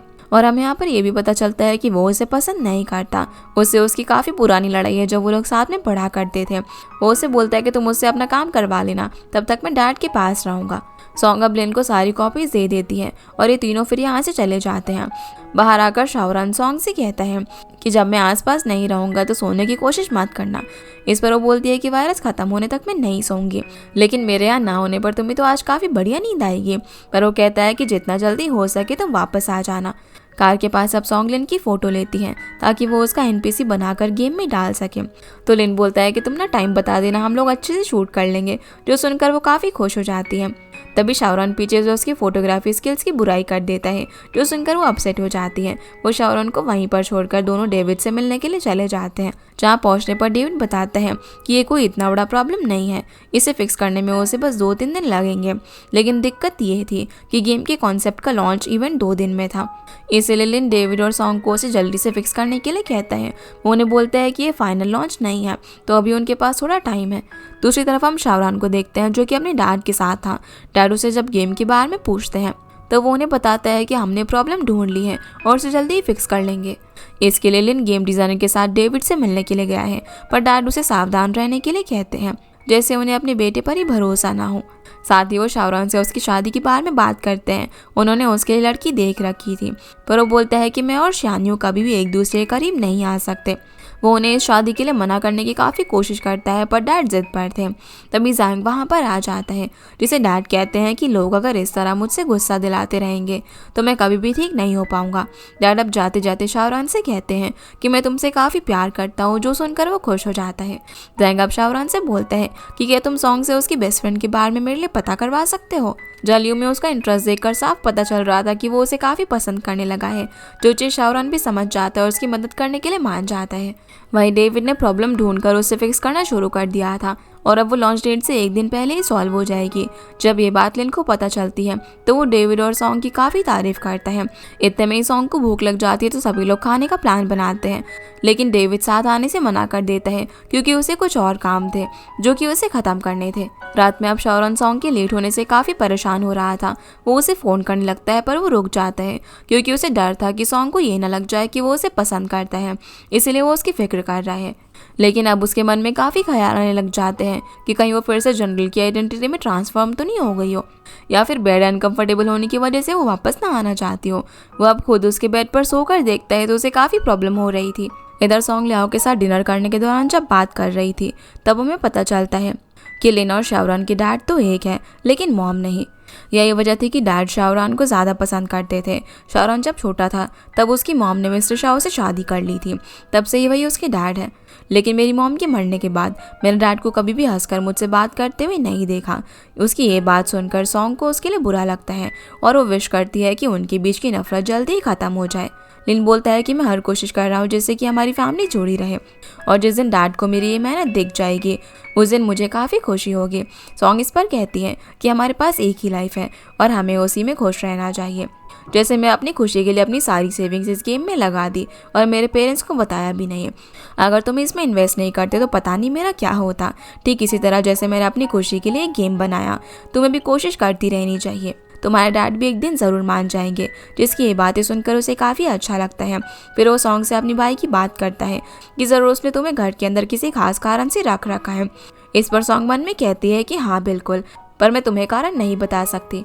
वो उसे बोलती है कि शाहरुख को लगता है कि मैं कामचोर हूँ, इसीलिए उसने मुझे रखा है। तभी लिन टाइम देखता है जो कि काफ़ी लेट हो गया था, तो वो उसे वापस से डेविड के घर ड्रॉप करने चला जाता है। अब अगले दिन हम देखते हैं कि सॉन्ग रात भर जाकर काम करने के बाद शाहरुख के घर आ जाती है, जहाँ केयर टेकर उसके पूछने पर बताती है कि शाहरुख तो इस टाइम तक कंपनी के लिए जा चुका है। लेकिन तभी पीछे से शाहरुख आ जाता है और सॉन्ग पर गुस्सा काटता है कि तुम्हें मुझे इन्फॉर्म करना चाहिए था ना, और तुम इस तरह रात भर जाकर काम कर रही हो। कहीं तुम्हारा प्लान बग को फिक्स करने के बाद डिसेबल बनकर रहने का तो नहीं है, या फिर तुमने प्लान बनाया है कि मेरे घर आकर तुम जनरल में ट्रांसफॉर्म हो जाओगी और फिर सभी को मारोगी। इस डर की वजह से हम देखते हैं कि शाहरुख घर से ही अपने ऑफिस का काम करता है और उसने सॉन्ग को हाथ पकड़कर अपने साथ बैठाया हुआ था, जिससे बेचारी ठीक से सो नहीं पा रही थी। वो कहता है कि अगर तुम सो नहीं पा रही हो तो अपना वर्क प्रोग्रेस मुझे बता सकती हो। ये सुनकर वो सोना ही बेहतर समझती है और अपनी आंखें बंद कर लेती है, जो देखकर वो स्माइल करता है। दूसरी तरफ हम लिन को बाकी बोर्ड मेंबर्स के साथ देखते हैं, जो उसे कहते हैं कि अगर एक बार लॉन्च सक्सेसफुल हो जाए तो उसे सीईओ की पोस्ट से हटा पाना काफ़ी मुश्किल हो जाएगा। ऐसा वो जानबूझकर कहता है ताकि वो लिन को भी अपने साथ शाहरुख को हटाने में शामिल कर सके। लेकिन लिन उनसे बोलता है कि ये तो अच्छी बात होगी ना कि लॉन्च सक्सेसफुल हो जाएगा, इसमें प्रॉब्लम ही क्या है। वो उसकी तारीफ करने लग जाते हैं कि हमें तो कोई प्रॉब्लम नहीं है, पर तुम जो इतने काबिल हो तुम्हें हमेशा उसके नीचे ही काम करना पड़ता है। लिन बोलता है कि आपको इस बात की फिक्र करने की ज़रूरत नहीं है, शाहरुख मेरा भाई है और मैं उसे हमेशा सपोर्ट करूँगा। सीना वापस से शाहरुख पर आता है, जहाँ हम देखते हैं कि उसने अपने भाई की तरह ही वाइट स्पोर्ट वियर पहना हुआ था, ये सोचकर कि सॉन्ग उसकी भी फोटो लेगी, लेकिन वो तो उसे इस टाइप की आउटफिट में देखकर हैरान हो जाती है क्योंकि उसे तो प्रेस मीट में जाना था। अब जैसे ही वो कार में बैठने वाली होती है तो वो उसे रोककर पूछता है कि क्या तुम ऐसे ही बैठ जाओगी, तुम अपने फ़ोन नहीं लेकर आई क्या। इस पर वो हाँ में जवाब देती है और इतने सारे हिंट्स देने के बाद भी जब वो उसकी फ़ोटो नहीं खींचती तब वो उसका डोर बंद कर देता है और ड्राइविंग सीट के पास जाकर उसके लिए दरवाज़ा खोलने के लिए कहता है, जिसको उसकी ऐसी हरकतें काफ़ी अजीब लग रही थी, लेकिन उसे कौन ही बहस करे ये सोचकर वो उसके लिए डोर खोलती है। अब उसे भला बुरा सुनाकर जैसे ही वो कार में बैठने वाली थी तभी वो कार आगे बढ़ा देता है। सॉन्ग फिर से कोशिश करती है लेकिन वो बार बार ऐसा ही कर रहा था, जो देखकर वो मुंह फुलाकर कोशिश करना बंद कर देती है और बोलती है कि अगर तुम्हें ऐसे ही बच्चों वाली हरकतें करनी है तो मैं नहीं जाऊंगी। तो वो कार का हॉर्न बजाने लग जाता है, जिसकी आवाज़ सुनकर केयरटेकर घर के बाहर आ जाते हैं। उन्हें देखकर सॉन्ग को फिर उसके साथ जाना ही पड़ जाता है, लेकिन रास्ते में भी वो उसे परेशान करना बंद नहीं करता और जानबूझकर ब्रेक्स लगा रहा था। सॉन्ग अब उसे फिर से सुना रही होती है कि उसे उसके एम्प्लॉयज़ का फ़ोन आता है जो उसे बताते हैं कि जिस दिन हम गेम की टेस्टिंग कर रहे थे और जब तुम्हें शौक लगा था उस दिन कंपनी में एक मिस्टीरियस पर्सन घुसा था। ज़रूर उसी ने हमारी गेम के साथ गड़बड़ की होगी, साथ ही उसने सीसीटीवी फुटेज डिलीट कर दिए थे, पर ये एक वीडियो को वो किस तरीके से स्टोर कर पाए। सॉन्ग अब जब उस वीडियो को डाउनलोड करके चेक करती है तो आदमी उसे जाना पहचाना सा लग रहा था। इसके बाद हम लिन को देखते हैं जो कि प्रेस मीट के लिए सॉन्ग के लिए खुद ड्रेस सिलेक्ट करता है। इतने में सॉन्ग और शाहरुन वहाँ पर पहुँच जाते हैं, जहाँ पर लिन शाहरुन को पहले लॉन्च में जाने के लिए कहता है ताकि तब तक वो सॉन्ग को प्रिपेयर कर सके। फिर हम एक सुंदर सी लेडी को देखते हैं जो कि रेडी हो रही थी। तभी एक गार्ड वहाँ पर आकर उसे एक फाइल देता है, जिसे देखकर वो लड़की उसे पूछती है कि प्रेस कॉन्फ्रेंस कब है, जिस पर वो उसे 3 बजे का टाइम बताता है, जो सुनकर वो जल्दी से अंदर चली जाती है क्योंकि टाइम काफ़ी कम था। दूसरी तरफ अंकल ली को चैन से पता चलता है कि यंग लेडी आ गई है, तो वो उसे लेने के लिए जाने लगता है, पर चैन उन्हें रोकते हुए कहता है कि अभी टाइम सही नहीं है, अगर शाहरुन को पता चला तो वो हमसे पीछे छुड़ा लेगा। चैन यही सोच रहा था कि आखिर यंग लेडी क्या सिर्फ अपनी प्रेस कॉन्फ्रेंस के लिए यहाँ पर आई है या फिर शाहरुन से एंगेजमेंट करने के लिए। अंकल ली काफ़ी कंफ्यूज थे कि वो किसे अपना पार्टनर बनाने वाली है, शाहरुन को या फिर लिन को। वो अब चैन को यंग लेडी से जाकर मिलने के लिए कहते हैं, पर वो मना कर देता है और कहता है कि मुझे कंपनी में रुकना है। इस पर अंकल ली कहते हैं कि कहीं तुमने यंग लेडी के लिए कोई स्पेशल प्रोग्राम तो नहीं सोच रखा। दूसरी तरफ जब शाहरुन सॉन्ग के पास जाता है तो उसे उस ड्रेस में देखता रह जाता है, लेकिन सॉन्ग को हिल्स में काफ़ी प्रॉब्लम हो रही थी, साथ ही ड्रेस भी उसके लिए अनकंफर्टेबल थी। तो शाहरुन ड्रेसर को उसे नॉर्मल ड्रेस देने के लिए कहता है, पर वो कहता है कि लानिया हमारे इवेंट की फोकस रहने वाली है तो उनका अच्छा दिखना ज़रूरी है। ये ड्रेस वैसे भी लिन ने सिलेक्ट की थी। अब जब ये बात सॉन्ग को पता चलती है तो वो इस ड्रेस को पहनने के लिए मान जाती है, जो देखकर शाहरुन खुश नहीं लग रहा था। तभी सॉन्ग का एम्प्लॉय वहाँ पर आता है जो उसे इस ड्रेस में देखता रह जाता है। वो सॉन्ग को पेन ड्राइव दे देता है जिसमें उस आदमी की फुटेज थी जो चुपके से उनके ऑफिस में घुसा था, और दूसरे में सॉन्ग ने उसे कुछ प्रिपेयर करने के लिए कहा था, वो डेटा था। पेन ड्राइव को देने के बाद सॉन्ग की फोटो भी खींचता है क्योंकि उसमें वो गॉडेस की तरह लग रही थी। उसके जाने के बाद सॉन्ग वो मिस्टीरियस पर्सन वाली पेन ड्राइव को शाहरुन को दे देती है, तो कहता है कि इस मैटर को मेरा भाई संभाल लेगा। जिसके बाद वो दोनों लॉन्च में जब जाते हैं तो लिन को सॉन्ग इस ड्रेस में काफ़ी अच्छी लगती है। इस पर सॉन्ग कहती है कि आपका टेस्ट तो कमाल का है, बस ये हील और ड्रेस मेरे लिए थोड़ी सी बड़ी है, जो सुनकर वो उसे माफ़ी मांगता है कि इसके बारे में उसने सोचा ही नहीं। तो अब शाहरुन सॉन्ग को छुड़ाते हुए लिन से बोलते हैं कि अब इसके पैर छोटे हैं तो इसमें तुम्हारी क्या गलती। फिर शाहरुन उसे वो मिस्टीरियस पर्सन वाली पेन ड्राइव देता है और कहता है कि इसके बारे में तुम्हें ही पता करना होगा। साथ ही सॉन्ग उसे बताती है कि इसकी क्वालिटी पूरी तरीके से रिस्टोर नहीं हो पाई है, तो हो सकता है कि थोड़ी प्रॉब्लम हो। तो लिन बोलता है कि मैं इसे टेक डिपार्टमेंट को हैंडल करने के लिए दे दूंगा। तो सॉन्ग उसे बोलती है कि एक लौती कॉपी है तो संभाल कर रखना। तभी शो का होस्ट स्टेज पर बेहोश होकर गिर जाता है। सीन अब शिफ्ट होता है और हम चैन को देखते हैं जो कि अंकल ली से कहता है कि प्रेस कॉन्फ्रेंस का टाइम होने वाला है, क्या सब कुछ प्लान के अकॉर्डिंग हो रहा है। जिस पर वो मुस्कुराते हुए हाँ में जवाब देते हैं, जिनकी बातों से हमें पता चलता है कि दोनों ने शाहरुन के लिए काफ़ी बुरा प्लान किया है। वहीं प्रेस में होस्ट के बेहोश होने पर सभी घबराए हुए थे कि अब शो कौन होस्ट करेगा। दूसरे होस्ट को आने में टाइम लगने वाला था, इसीलिए शाहरुन लिन को शो होस्ट करने के लिए कहता है, जो सुनकर सॉन्ग उसे कहती है कि इसके लिए हमें प्रोफेशनल को ही बुलाना चाहिए। तब शाहरुन उसे बताता है कि लिन MC कप का 3 बार विनर रह चुका है, जिसके लिए लिन मान तो जाता है, पर इतनी बड़ी स्क्रिप्ट याद करना उसके लिए मुश्किल था। सॉन्ग कहती है कि मेरे पास एक प्लान है। अब वो अपने बाल बांधने लग जाती है, जिसे शाहरुन देखता रह जाता है। वो अपनी ड्रेस में से अपने साथ हाईटेक लेंसेज लेकर आई थी, जो कि उसने अपने लिए रखे थे ताकि वो ऑन में अपनी स्पीच को लिखकर अपलोड कर सके और बिना किसी के पता चले टाइम आने पर उसे यूज़ कर सके। पर इस वक्त होस्ट की स्क्रिप्ट ज़्यादा ज़रूरी थी, तो वो उसकी स्क्रिप्ट को इस लेंस के अंदर अपलोड कर देती है, जिसका ये प्लान देखकर शाहरुन काफ़ी इंप्रेस हो जाता है और उसे चिढ़ाने के लिए बोलता है कि इस तरीके की चीटिंग गैजेट्स को बेचकर तुम गेम से ज्यादा कमा सकती हो। स्क्रिप्ट अब अपलोड होने के बाद सॉन्ग उन लेंसेज को लिन को दे देती है, जिससे वो तुरंत लगा लेता है। अब जैसे इवेंट शुरू होता है तो लिन शाओ उन लेंसेज की मदद से शो को होस्ट करता है।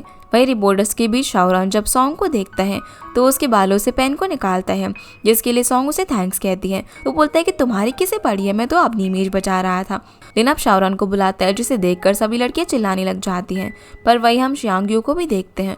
लिन फिर गेम की कॉन्सेप्ट वीडियो सभी को दिखाता है, जो कि सभी को काफ़ी पसंद आती है। अब वो गेम की मास्टरमाइंड सॉन्ग को स्टेज पर बुलाता है, जो कि थोड़ी नर्वस थी। उसकी ब्लू ड्रेस देखकर शियांग अपने गार्ड से कहती है कि आज वापस यूएस जाने की टिकट कैंसिल कर दो। पर वो कहता है कि इस तरह मास्टर का ऑर्डर टालना सही नहीं होगा, लेकिन वो कहती है कि तब तक काफ़ी देर हो जाएगी। रिपोर्टर अब एक एक करके सॉन्ग से इस गेम के बारे में सवाल करने लग जाते हैं कि उसे इस गेम की इंस्पिरेशन कहाँ से मिली। तब सॉन्ग उन्हें अपने पास्ट की स्टोरी बताती है कि जब वो छोटी थी तब उसके पेरेंट्स अक्सर लड़ाई करते थे, जिससे डर कर वो अपना कान बंद करके टेबल के नीचे बैठ जाती थी। तब उसका भाई उसकी मदद करने के लिए आता था, जिसके साथ उसे हमेशा काफ़ी अच्छा लगता था। कुछ टाइम बाद जब उसके भाई ने अच्छे मार्क्स आने पर अपने लिए सेकंड हैंड लैपटॉप लिया तो वो उन दोनों के लिए एक नई दुनिया की तरह था। वो बताती है कि मेरा भाई गेम्स खेलने में काफ़ी ज़्यादा अच्छा था, पर कुछ टाइम बाद उसने खेलना छोड़ दिया क्योंकि जिस गेम में वो चैंपियन था वो कंपनी बैंकरप्ट हो गई थी और मेरे भाई के सारे रिकॉर्ड्स हमेशा के लिए डेटा में खो गए। इसीलिए इस गेम को बनाने की इंस्पिरेशन मुझे मेरे भाई से मिली। जिस पर एक रिपोर्टर सवाल उठाता है कि तुमने अपनी गेम के लिए कहीं उस पुरानी बैंड गेम का तो डेटा यूज़ नहीं किया है? अगर ऐसा है तो ये दूसरे का आइडिया चुराने वाली बात है। सॉन्ग उन्हें अच्छे से एक्सप्लेन करती है कि ऐसा कुछ भी नहीं है। तो वो रिपोर्टर किसी को भी इस पर यकीन करने से मना कर देता है और सभी को बताता है कि मुझे मेरे सोर्सेज से पता चला है कि इनकी गेम में बग है, जिसकी वजह से वो गेम अभी तक फ्रीज है। ये सुनकर सभी रिपोर्टर्स हैरान हो जाते हैं, जहाँ पर शाओरान सॉन्ग का साथ देते हुए कहता है कि एक इन्वेस्टर के तौर पर मुझे इस पर पूरा भरोसा है कि ये गेम को ठीक कर लेगी, जिसके इस भरोसे के लिए सॉन्ग उसे थैंक्स कहती है। लेकिन वो रिपोर्टर तो जैसे कि अपनी पर्सनल दुश्मनी लेकर आया था, वो गुस्से में अपना जूता निकाल कर सॉन्ग की तरफ फेंकता है, जिसे शाओरान कवर करके बचा लेता है। ये देखकर शांग्यू काफ़ी इंप्रेस हो जाती है। शाओरान अब अकेले में बाकी रिपोर्टर्स से मिलता है, जो उससे सवाल करते हैं कि सॉन्ग के साथ आपकी कोऑपरेशन कैसे चल रही है, जिसका वो मन में खुद को जवाब देता है कि वो काफ़ी स्पेशल है, इतना कि वो सोने के बाद जनरल बन जाती है और उसे मैं ही नॉर्मल कर सकता हूँ। आज ही मुझे ये भी पता चला कि वो कितनी सुंदर दिखती है, जिसकी बातों से हम समझ पाते हैं कि वो उसे पसंद करने लगा है। फिर हम शांग्यू को देखते हैं, जो कि शाओरान से मिलने के लिए लॉन्च की तरफ जा रही थी। तभी शाओरान उसके सामने से निकलता है, जिसे देखकर वो छुप जाती है। वो वापस से सॉन्ग और लिन के पास आ जाता है। इतने में ही सॉन्ग जब वॉशरूम जाने लगती है तो शाओरान उससे सवाल करता है कि तुम कहाँ जा रही हो। तो सॉन्ग उससे काफ़ी फॉर्मल तरीके से पूछती है कि अगर पार्टी बी की परमिशन हो तो मैं वॉशरूम यूज़ करना चाहूँगी। ये सुनकर वो उसे परेशान करने के लिए बोलता है कि मुझे ना तुम पर नजर रखनी होगी, कहीं इन हील्स की वजह से गिरकर तुमने अपना हाथ तोड़ लिया तो मेरी गेम तो डिले हो जाएगी ना। ये सुनकर सॉन्ग जल्दी वहाँ से भाग जाती है। जिसके बाद लिन को किसी का फ़ोन आता है, जिससे बात करने के बाद वो भागता हुआ बाहर की तरफ आता है और हम देखते हैं कि वो कॉल उसे शांग्यू ने किया था। जब वो उसे कॉल बैक करता है तो वो उसकी ओर भागकर गले लगा लेती है। यहाँ से अब हम इन दोनों को कार में देखते हैं, जिसे लिन पूछता है कि तुम वापस मेरे पास क्यों आ गई, आखिर तुम्हारे दिमाग में क्या चल रहा है। तो वो बोलती है कि ऐसा तो नहीं है कि हम लोग पहली बार मिल रहे हैं। दूसरी तरफ सॉन्ग को समझ नहीं आ रहा था कि लिन बिना बताए इतनी जल्दीबाजी में कहाँ पर चला गया। तभी वो देखती है कि शाओरान उसके लिए कार का डोर खोलता है, जिसके लिए वो उसे थैंक्स कहती है। पर वो बोलता है कि अगली बार मुझसे तेज चलकर तुम दरवाज़ा खोलना। इस पर वो बोलती है कि अगर आइंदा से तुमने मेरे छोटे पैरों का मजाक बनाया ना तो मैं गुस्सा होकर काम करना बंद कर दूंगी। फिर वो कार में उसे बताता है कि मैं आज ना तुम्हें ट्रीट देना चाहता हूँ, पर वो मना करके ट्रीट अपनी तरफ से देना चाहती थी। इस पर वो कहता है कि तुम पे नहीं करोगी।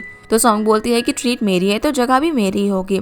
फिर वो उसे स्ट्रीट फूड खिलाने के लिए एक लोकल रेस्टोरेंट में लेकर जाती है, जहाँ पर शाओरान को देखने से पता चल रहा था कि वो पहली बार यहाँ पर आया है। दूसरी तरफ लिन शिंग्यू के साथ एक बहुत ही एक्सपेंसिव रेस्टोरेंट में जाता है, जहाँ पर लिन उसे बोलता है कि मैंने हमेशा ही तुम्हें अपनी बहन की जैसे ट्रीट किया है, पर वो कहती है कि मुझे तुम्हारी बहन नहीं गर्लफ्रेंड बनना है। जिनकी बात उसे पता चल रहा था कि वो काफ़ी टाइम से उसके पीछे पड़ी हुई है, लेकिन वो उसे हर बार मना कर देता है। इधर सॉन्ग और शाओरान को थोड़ा वेट करने के बाद बैठने के लिए टेबल मिल जाता है। शाओरान को यहाँ पर काफ़ी अजीब फील हो रहा था क्योंकि यहाँ पर सफाई नहीं थी।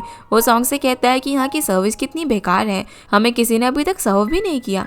तो सॉन्ग उसे खुद सर्व करती है, जिस पर जब वो उसे और सर्व करवाता है तो सॉन्ग उसे कहती है कि मैं कोई तुम्हारी वेट्रेस नहीं हूँ। तो वो बोलता है कि अब यहाँ वेट्रेस तो है नहीं, तो ये काम तुम्हें ही करना होगा। इधर शांग्यो ने लिन के लिए ऑक्टोपस ऑर्डर किया था, जिसे देखकर वो कहता है कि इतने सालों में तुम्हारा टेस्ट आज तक नहीं बदला। उसे आज भी याद था कि जब उन तीनों ने पहली बार ये डिश देखी थी, तब शाओरन तो बेचारा रो ही पड़ा था और लिन को उसे चुप करवाना पड़ा था। लेकिन दूसरी तरफ हम देखते हैं कि सॉन्ग ने भी ऑक्टोपस ऑर्डर किया था, जिसे देखकर शाओरन की हालत खराब हो जाती है। वो बहाना करने लग जाता है कि मैंने ना ज़्यादा लंच कर लिया था, जिससे सॉन्ग को लगता है कि उसे ना ये पसंद नहीं है। पर शाओरन झूठ बोलता है कि ये बात नहीं है, मुझे ना ये काफ़ी पसंद है। सॉन्ग जब उसे फोर्स करने लग जाती है तो वो रेस्टरूम का बहाना करके बाहर आ जाता है। फिर वो आइडिया लेने के लिए अपने असिस्टेंट को कॉल करता है, जो उसे बताता है कि अगर तुम खाने को टालना चाहते हो तो ड्रंक होने का नाटक कर सकते हो। अब जैसे ही शाओरन वापस आता है तो देखता है कि सॉन्ग ने सारा कुछ खत्म कर दिया था, जिससे वो खुश हो जाता है। पर उसने और भी प्लेट्स ऑर्डर कर दी थी, जो अब उसे अकेले ही खानी पड़ेगी। ऑर्डर आने के बाद वो काफ़ी ड्रिंक करता है, जो देखकर सॉन्ग काफ़ी कंफ्यूज हो रही थी कि इसे अचानक से क्या हो गया। फिर जैसे वो खाने के लिए चॉपस्टिक उठाता है तो नाटक करने लग जाता है कि वो अपने कंट्रोल में नहीं है। उसी वक्त शाओरन का फ़ोन बजता है, लेकिन वो उठा नहीं पा रहा था, तो सॉन्ग उसका फ़ोन उठा लेती है। जहाँ दूसरी साइड से शाओरन का असिस्टेंट उसे कहता है कि मुझे आइडिया आ गया है, तो मैं ऑक्टोपस ना खाना पड़े। ये सुनकर वो हैरान हो जाती है कि शाओरन को ये डिश पसंद नहीं है।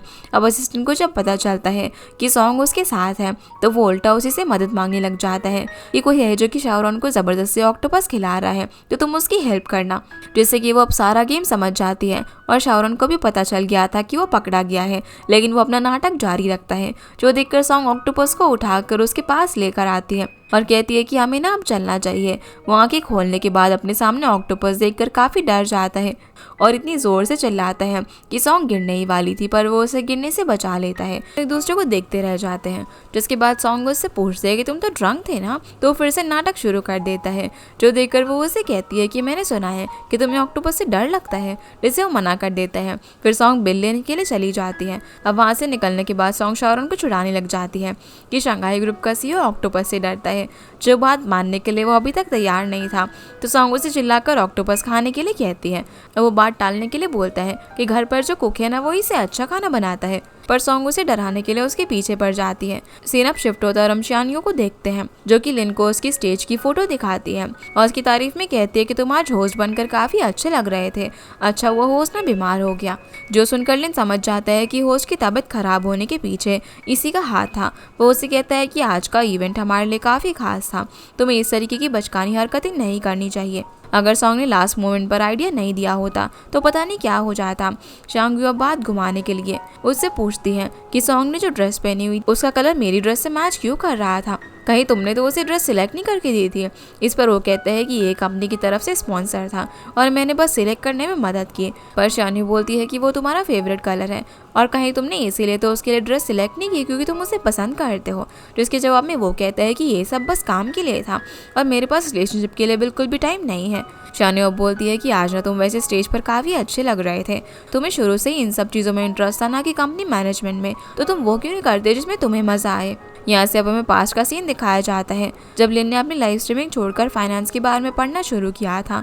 वो इसीलिए ताकि वो अपने डैड को इम्प्रेस कर सके, लेकिन डैड फिर भी शाओरन पर ध्यान दे रहे थे और अब क्योंकि लेट काफ़ी हो गया था तो वो शानियों को यहाँ से चलने के लिए कहता है। बाहर आकर वो उससे पूछता है कि तुम इस बार यहाँ पर किस लिए आई थी, तो वो बोलती है कि तुम्हें अपना बनाने के लिए। पर लिन गार्ड्स को उसका ख्याल रखने के लिए कहकर चला जाता है। फिर भी शानियो बोलती है कि अगर तुम ये सोचते हो कि तुम्हारे पास रिलेशनशिप के लिए टाइम नहीं है तो तुम गलत हो। यहाँ से हम शाओरन को देख, जो कि सॉन्ग के रूम में आने तक बेचैन हो रहा था। उसके आते वो चुपचाप बेड पर बैठ जाता है, जिसकी हरकतें सॉन्ग को काफ़ी अजीब लग रही थी। पर वो कहता है कि मैं तो हमेशा से ऐसा बिहेव करता हूँ, जिसे इग्नोर करके वो चेंज करने के लिए चली जाती है।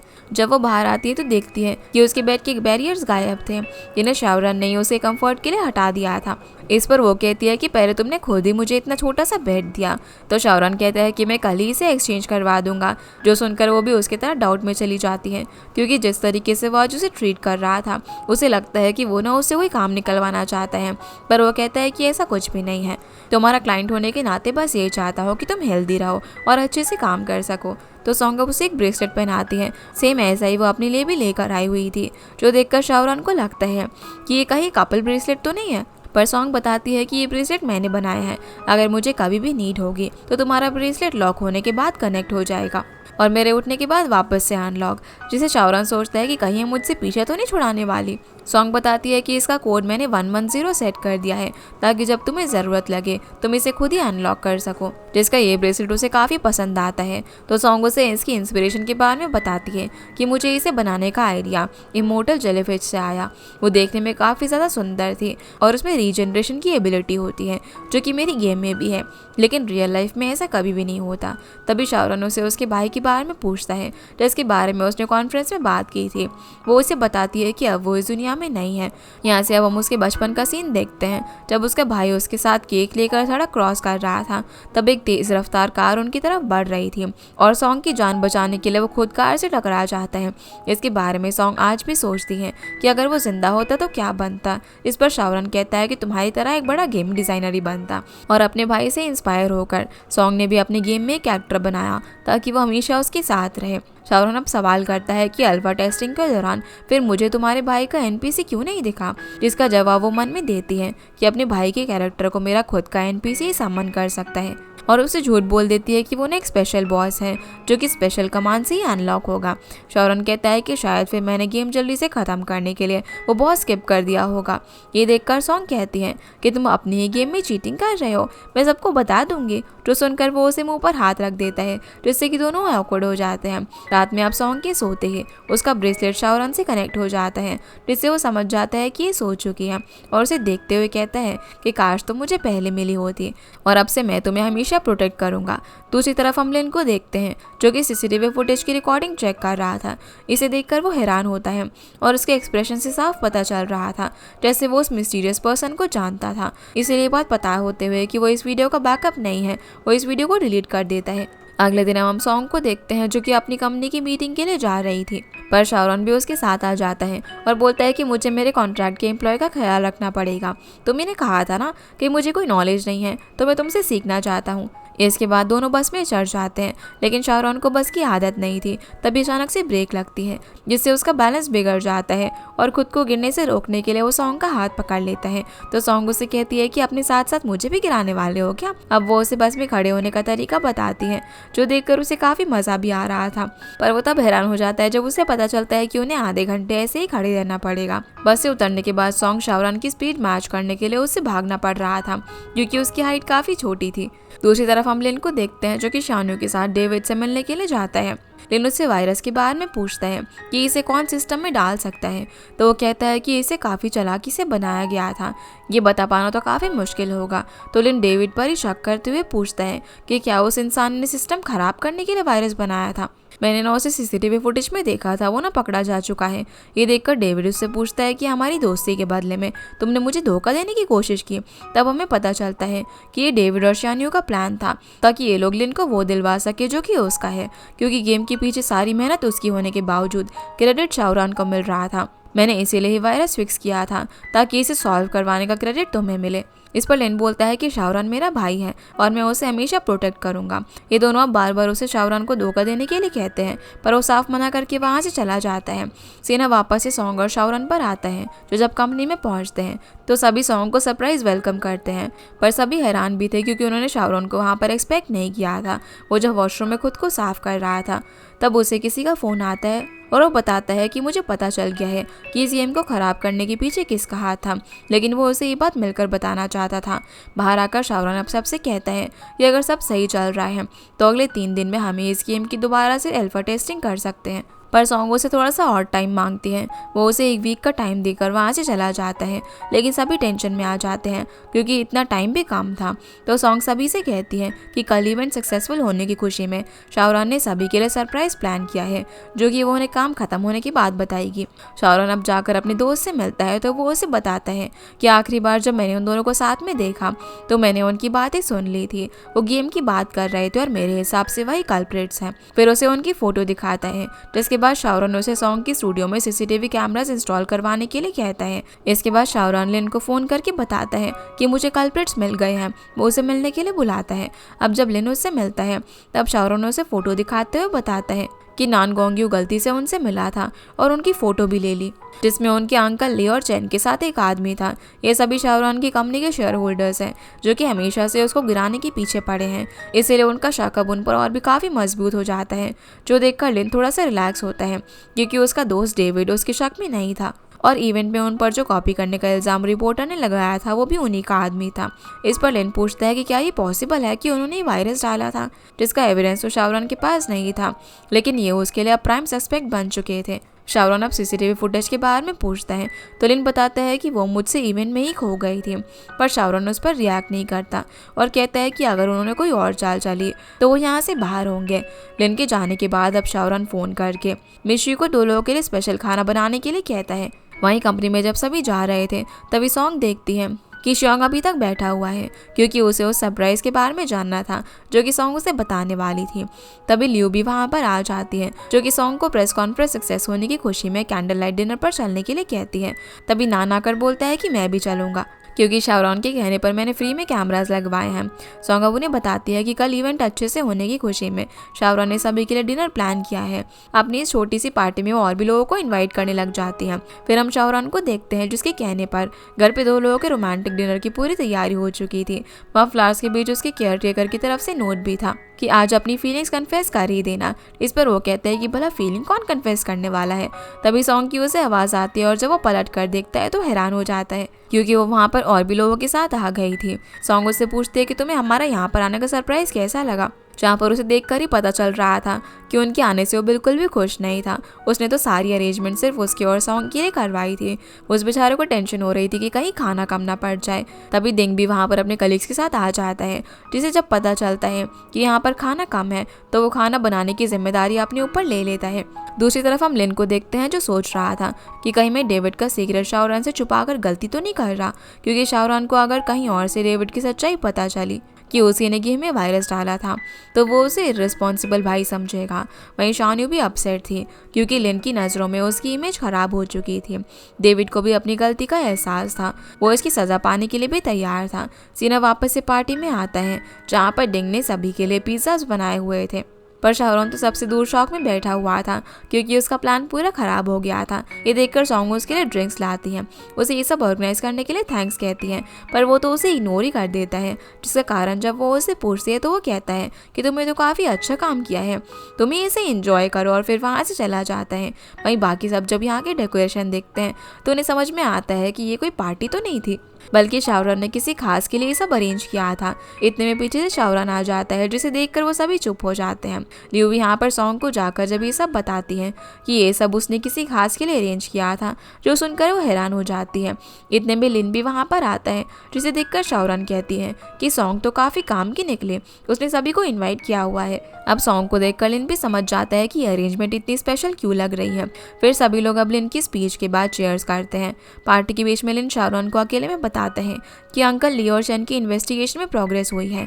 उन्होंने चुपके से कंपनी के बिडिंग प्रोजेक्ट्स को देखा था, जिसके एविडेंस भी हमें मिल चुके हैं। तो शाहरुख उसे पुलिस में कंप्लेन करने के लिए कहता है, पर लिन बोलता है कि ये करने से कंपनी की इमेज खराब होगी, तो मैं क्यों ना खुद उनसे बात करके रिजाइन करने के लिए कह दूँ। शाहरुख को उसकी बात सही लगती है, क्योंकि गेम के लॉन्च होने तक वो कंट्रोवर्सी से जितना दूर रहे उतना अच्छा रहेगा। लिन फिर उसे वायरस वाले इंसिडेंट के बारे में पूछता है, तो शाहरुख कहता है कि अभी तक जिस तरह के सबूत मिले हैं इसमें अंकल ली और चैन का हाथ लग रहा है। उन्होंने किसी और को हायर करके ये वायरस डलवाया होगा। उसका शक गलत था, ये बात जानते हुए भी लिन उसे सच नहीं बताता, क्योंकि वो अपने दोस्त डेविड को प्रोटेक्ट करना चाहता था। तभी लिन को डेविड का कॉल आ जाता है, जो उसे बताता है कि शांगयू ने काफ़ी ड्रिंक कर ली है, तो तुम्हें इसे ले जाना चाहिए, पर वो मना कर देता है। इस पर डेविड उसे कहता है कि तुम्हें उसकी फीलिंग्स को समझना चाहिए, आखिर हम काफ़ी पुराने दोस्त हैं, उसने तुम्हारे लिए इतना कुछ करने की कोशिश की है, तो कम से कम तुम्हें उसका साथ देकर उससे बात तो करनी चाहिए। वो उसे बोलता है कि वो अभी मेरे स्टूडियो में है, तो तुम उसे आकर पिक कर लो। दूसरी तरफ सॉन्ग और लियू जैंग की बात कर रहे थे, क्योंकि वो लियू को ही देखे जा रहा था।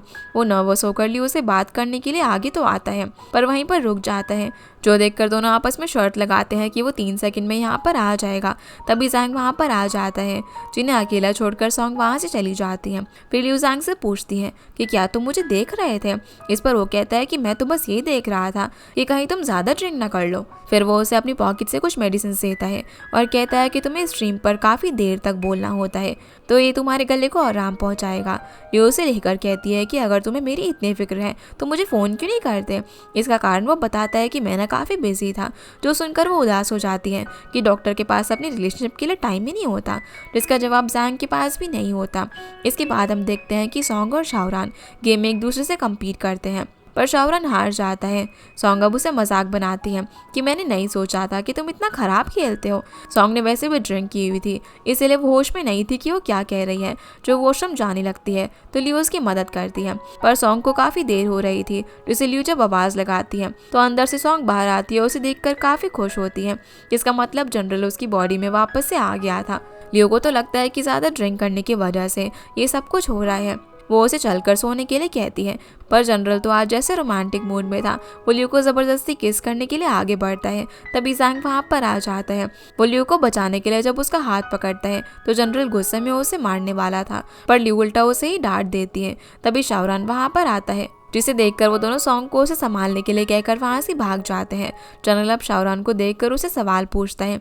वहीं बाहर लियो जैंग से कहती है कि सॉन्ग अक्सर नशे में गेम के कैरेक्टर की तरह बिहेव करने लग जाती है, पर तुम्हें खुद को प्रोटेक्ट करना आना चाहिए।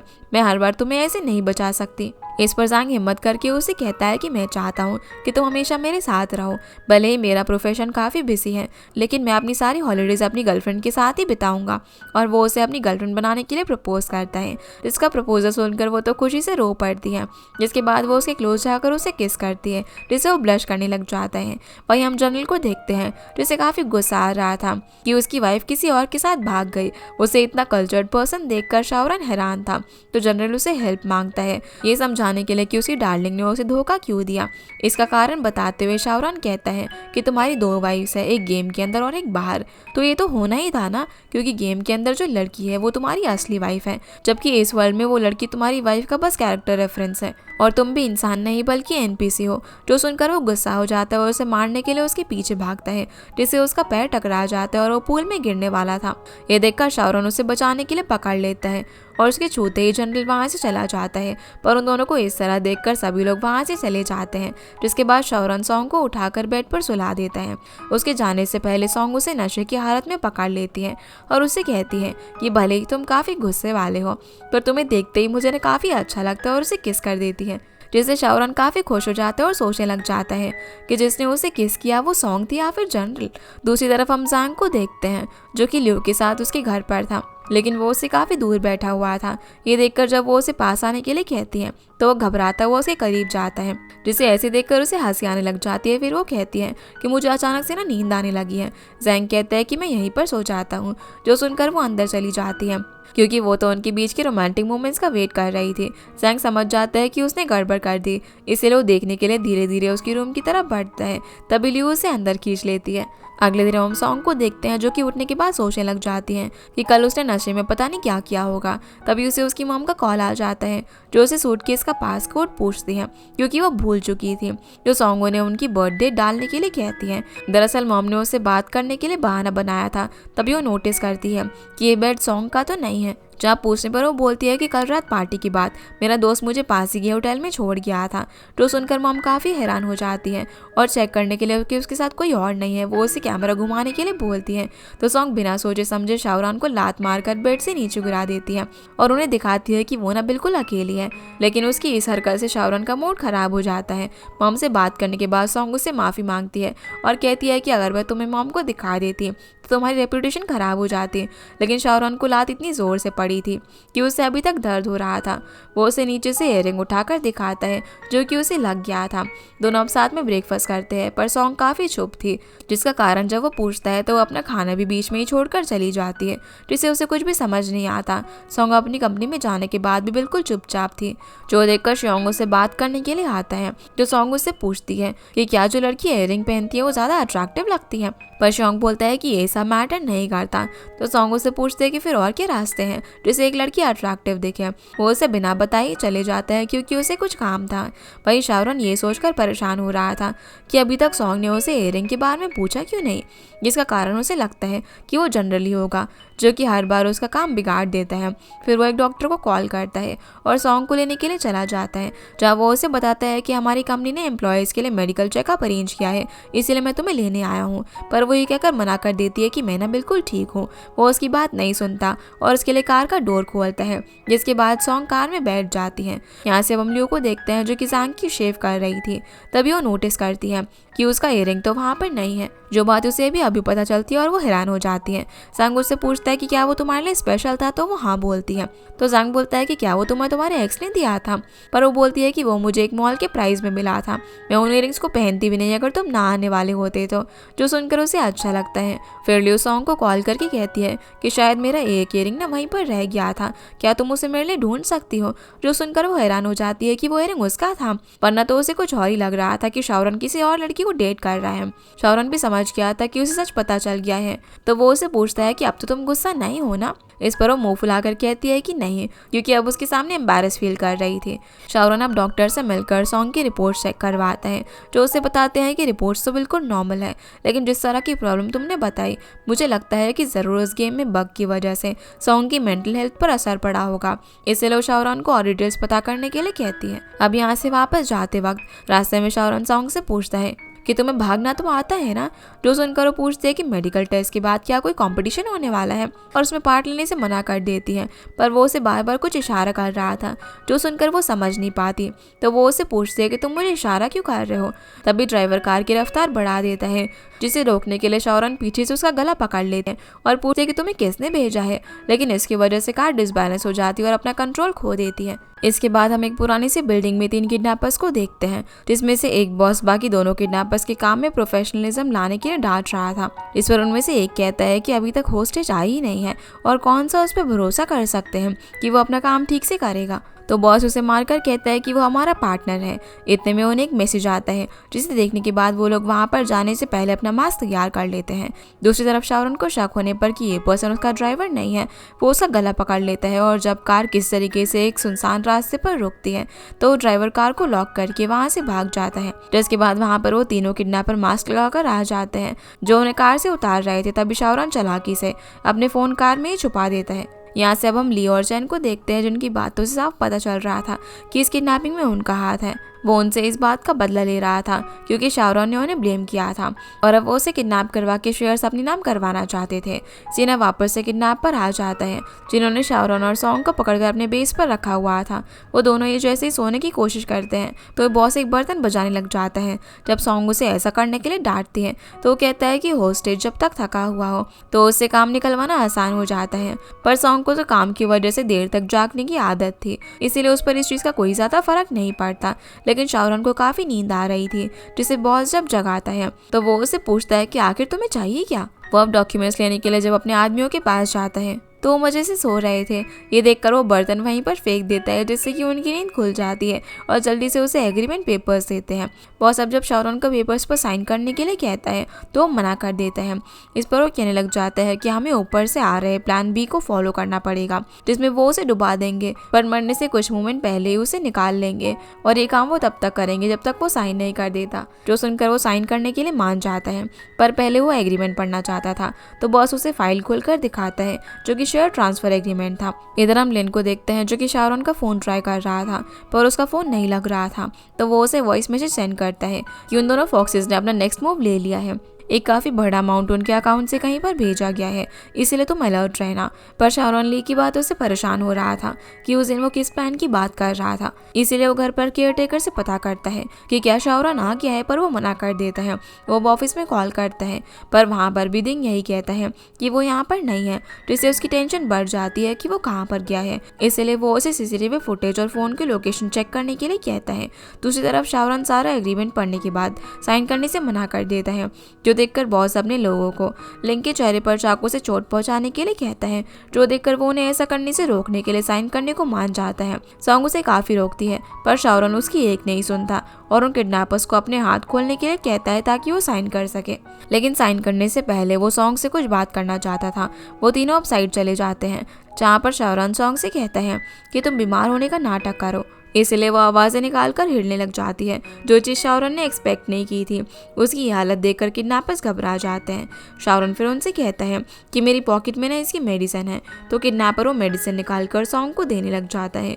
लेकिन वो सॉन्ग को देखकर डर जाता है कि कहीं इसे काट ना ले, तो शाओरन उसे खोलने के लिए कहता है ताकि वो उसे दवाई खिला सके। वो लोग उसे खोल देते हैं और हम देखते हैं कि शाओरन को ये दवाई डॉक्टर ने उसे नींद लाने के लिए दी थी, क्योंकि वो ठीक से सो नहीं पा रहा था। लेकिन वो दवाई इतनी स्ट्रॉन्ग थी कि उसे सिर्फ हाफ टैबलेट ही खानी है। तो शाओरन आधी दवाई अपने मुंह में रखकर बाकी सॉन्ग को खिला देता है, जिससे कि सॉन्ग के साथ साथ बाकी किडनैपर्स भी हैरान हो जाते हैं। वही लीड अपनी लीगल डिपार्टमेंट की एम्प्लॉय से कहता है कि उसे लियो चैन के किसी भी वेरिफिकेशन के काम को डिले करना है, जो बात वो समझ जाती है। फिर हम दिंग को देखते हैं, जो कि गार्ड्स के साथ शाओरन की फ़ोन की लोकेशन पर पहुंच जाता है। कार को अच्छे से चेक करने पर उन्हें डिक्की में ड्राइवर मिलता है, जो कि बंधा हुआ था। जिसके बाद दिंग यहाँ की सारी सिचुएशन लिन को बताता है कि उसे शाओरन की कार सुनसान रास्ते में मिली है और दूर तक यहाँ पर कुछ भी नहीं है। तो लिन उसे अपनी सर्च जारी रखने के लिए कहता है। सीना वापस किडनैपर्स पर आ जाता है, जब हम देखते हैं कि शाओरन ने पेपर्स पर साइन कर दिया था। जिसके बाद बॉस उन डॉक्यूमेंट्स को उनकी क्लाइंट के पास डिलीवर करने चला जाता है। बाकी दोनों किडनैपर्स को भूख लग रही थी, इसलिए वो बाहर खाने के लिए चले जाते हैं। जिसके बाद सॉन्ग लिंग से पूछते हैं कि तुमने मुझे बीमार होने का नाटक करने के लिए क्यों बोला, और फिर उन पेपर्स पर साइन भी कर दिया। अब हम लोग क्या करेंगे? तो वो उसे इंतजार करने के लिए कहते हैं। वहीं हम लियो चैन को देखते हैं, जो कि किडनैपर्स के बॉस की बुलाई हुई लोकेशन पर डॉक्यूमेंट्स कलेक्ट करने के लिए आते हैं। उसे मास्क में देखकर दोनों ही चौंक जाते हैं। फिर बॉस उन्हें डॉक्यूमेंट्स देता है, जो देखकर लियो उसके काम की तारीफ करता है और कहता है कि एक बार एग्रीमेंट फाइनल हो जाए, उसके बाद तुम्हें तुम्हारे पैसे मिल जाएंगे। उनके जाने के बाद बॉस भी खुशी खुशी वहाँ से चला जाता है। दूसरी तरफ शाओरन पर मेडिसिन का असर होने लगा था, जिसे सोने से सॉन्ग मना करती है, पर वो कहता है कि अब बस हमें आज़ाद होने का इंतजार करना है। लेकिन सॉन्ग काफ़ी परेशान थी, क्योंकि शाओरन ने साइन करके अपना सारा कुछ गवा दिया था। इसके बाद भी वो लोग उन्हें जाने देंगे या फिर नहीं, इसकी कोई गारंटी नहीं थी। शाओरन कहता है कि हो सकता है कि उनका प्लान भी हमें सब्जियों की तरह काटना हो, जो सुनकर वो और भी ज़्यादा डर जाती है। पर वो उसे डराना बंद नहीं करता, क्योंकि वो जानता था कि इन लोगों में उन्हें मारने की ताकत नहीं है। सॉन्ग फिर उससे पूछती है कि क्या तुम्हें डर नहीं लग रहा, जिस पर वो हमें जवाब देता है। सॉन्ग उससे माफ़ी मांगती है कि इस वक्त वो उसे बर्डन बन गई है। फिर हम लियो और चैन को देखते हैं, जो कि उन एग्रीमेंट पेपर्स को जब लीगल डिपार्टमेंट को हैंड ओवर करते हैं, तो वो इन्हें इसे वेरीफाई करने का टाइम मांगते हैं, जो बात उन्हें समझ नहीं आती, क्योंकि उन्होंने तो सारे रूल्स और रेगुलेशंस फॉलो किए हुए थे। वहीं लिन को फ़ोन पर पता चलता है कि चैन और लिन कंपनी में आ गए हैं। जिसके बाद लिन पार्किंग में जाता है और ली के ड्राइवर से कहता है कि मैं अपनी कार की कीज भूल गया हूँ, तुम उसे ऊपर से ले आओ। उसके जाते ही लिन कार में बैठकर इस कार की लास्ट लोकेशन पता करता है, जिसकी फ़ोटो लेकर वो उसे दिंग को सेंड कर देता है और खुद भी वहाँ पर जाने के लिए निकल पड़ता है। वहीं सॉन्ग पर भी अब दवाई का असर होने लगा था, लेकिन वो खुद को सोने से रोकने की कोशिश करती है ताकि वो शाओरन को प्रोटेक्ट कर सके। उसे अपनी फिक्र करता हुआ देखकर उसे काफ़ी खुशी हो रही थी। फिर वो बातों बातों में उसे बता देता है कि मैं तुम्हें पसंद करता हूँ, लेकिन सॉन्ग इतनी नींद में थी कि वो कुछ ठीक से सुन नहीं पा रही थी। वहीं लियो और चैन को पता चलता है कि डॉक्यूमेंट्स पर जो साइन है वो शाओरन के पिछले साइन से अलग है और फिंगरप्रिंट्स भी प्रॉपर नहीं थे, जिसकी वजह से वो आगे प्रोसीड नहीं कर सकते। ये जानने के बाद उन्हें काफ़ी गुस्सा आता है। वो किडनैपर के बॉस को प्लान भी स्टार्ट करने के लिए कहते हैं। तो ये तीनों जब उन दोनों को मारने के लिए आते हैं, तो सॉन्ग सो रही थी और उसकी बॉडी पर जनरल का कंट्रोल आ जाता है। जैसे उसे खतरे का एहसास होता है, तो वो एक ही बार में अपने हाथों को आज़ाद कर लेता है। उसे देखकर शाओरन बार बार उसे भागने के लिए कहता है, लेकिन जनरल भी कहाँ मानने वाला था।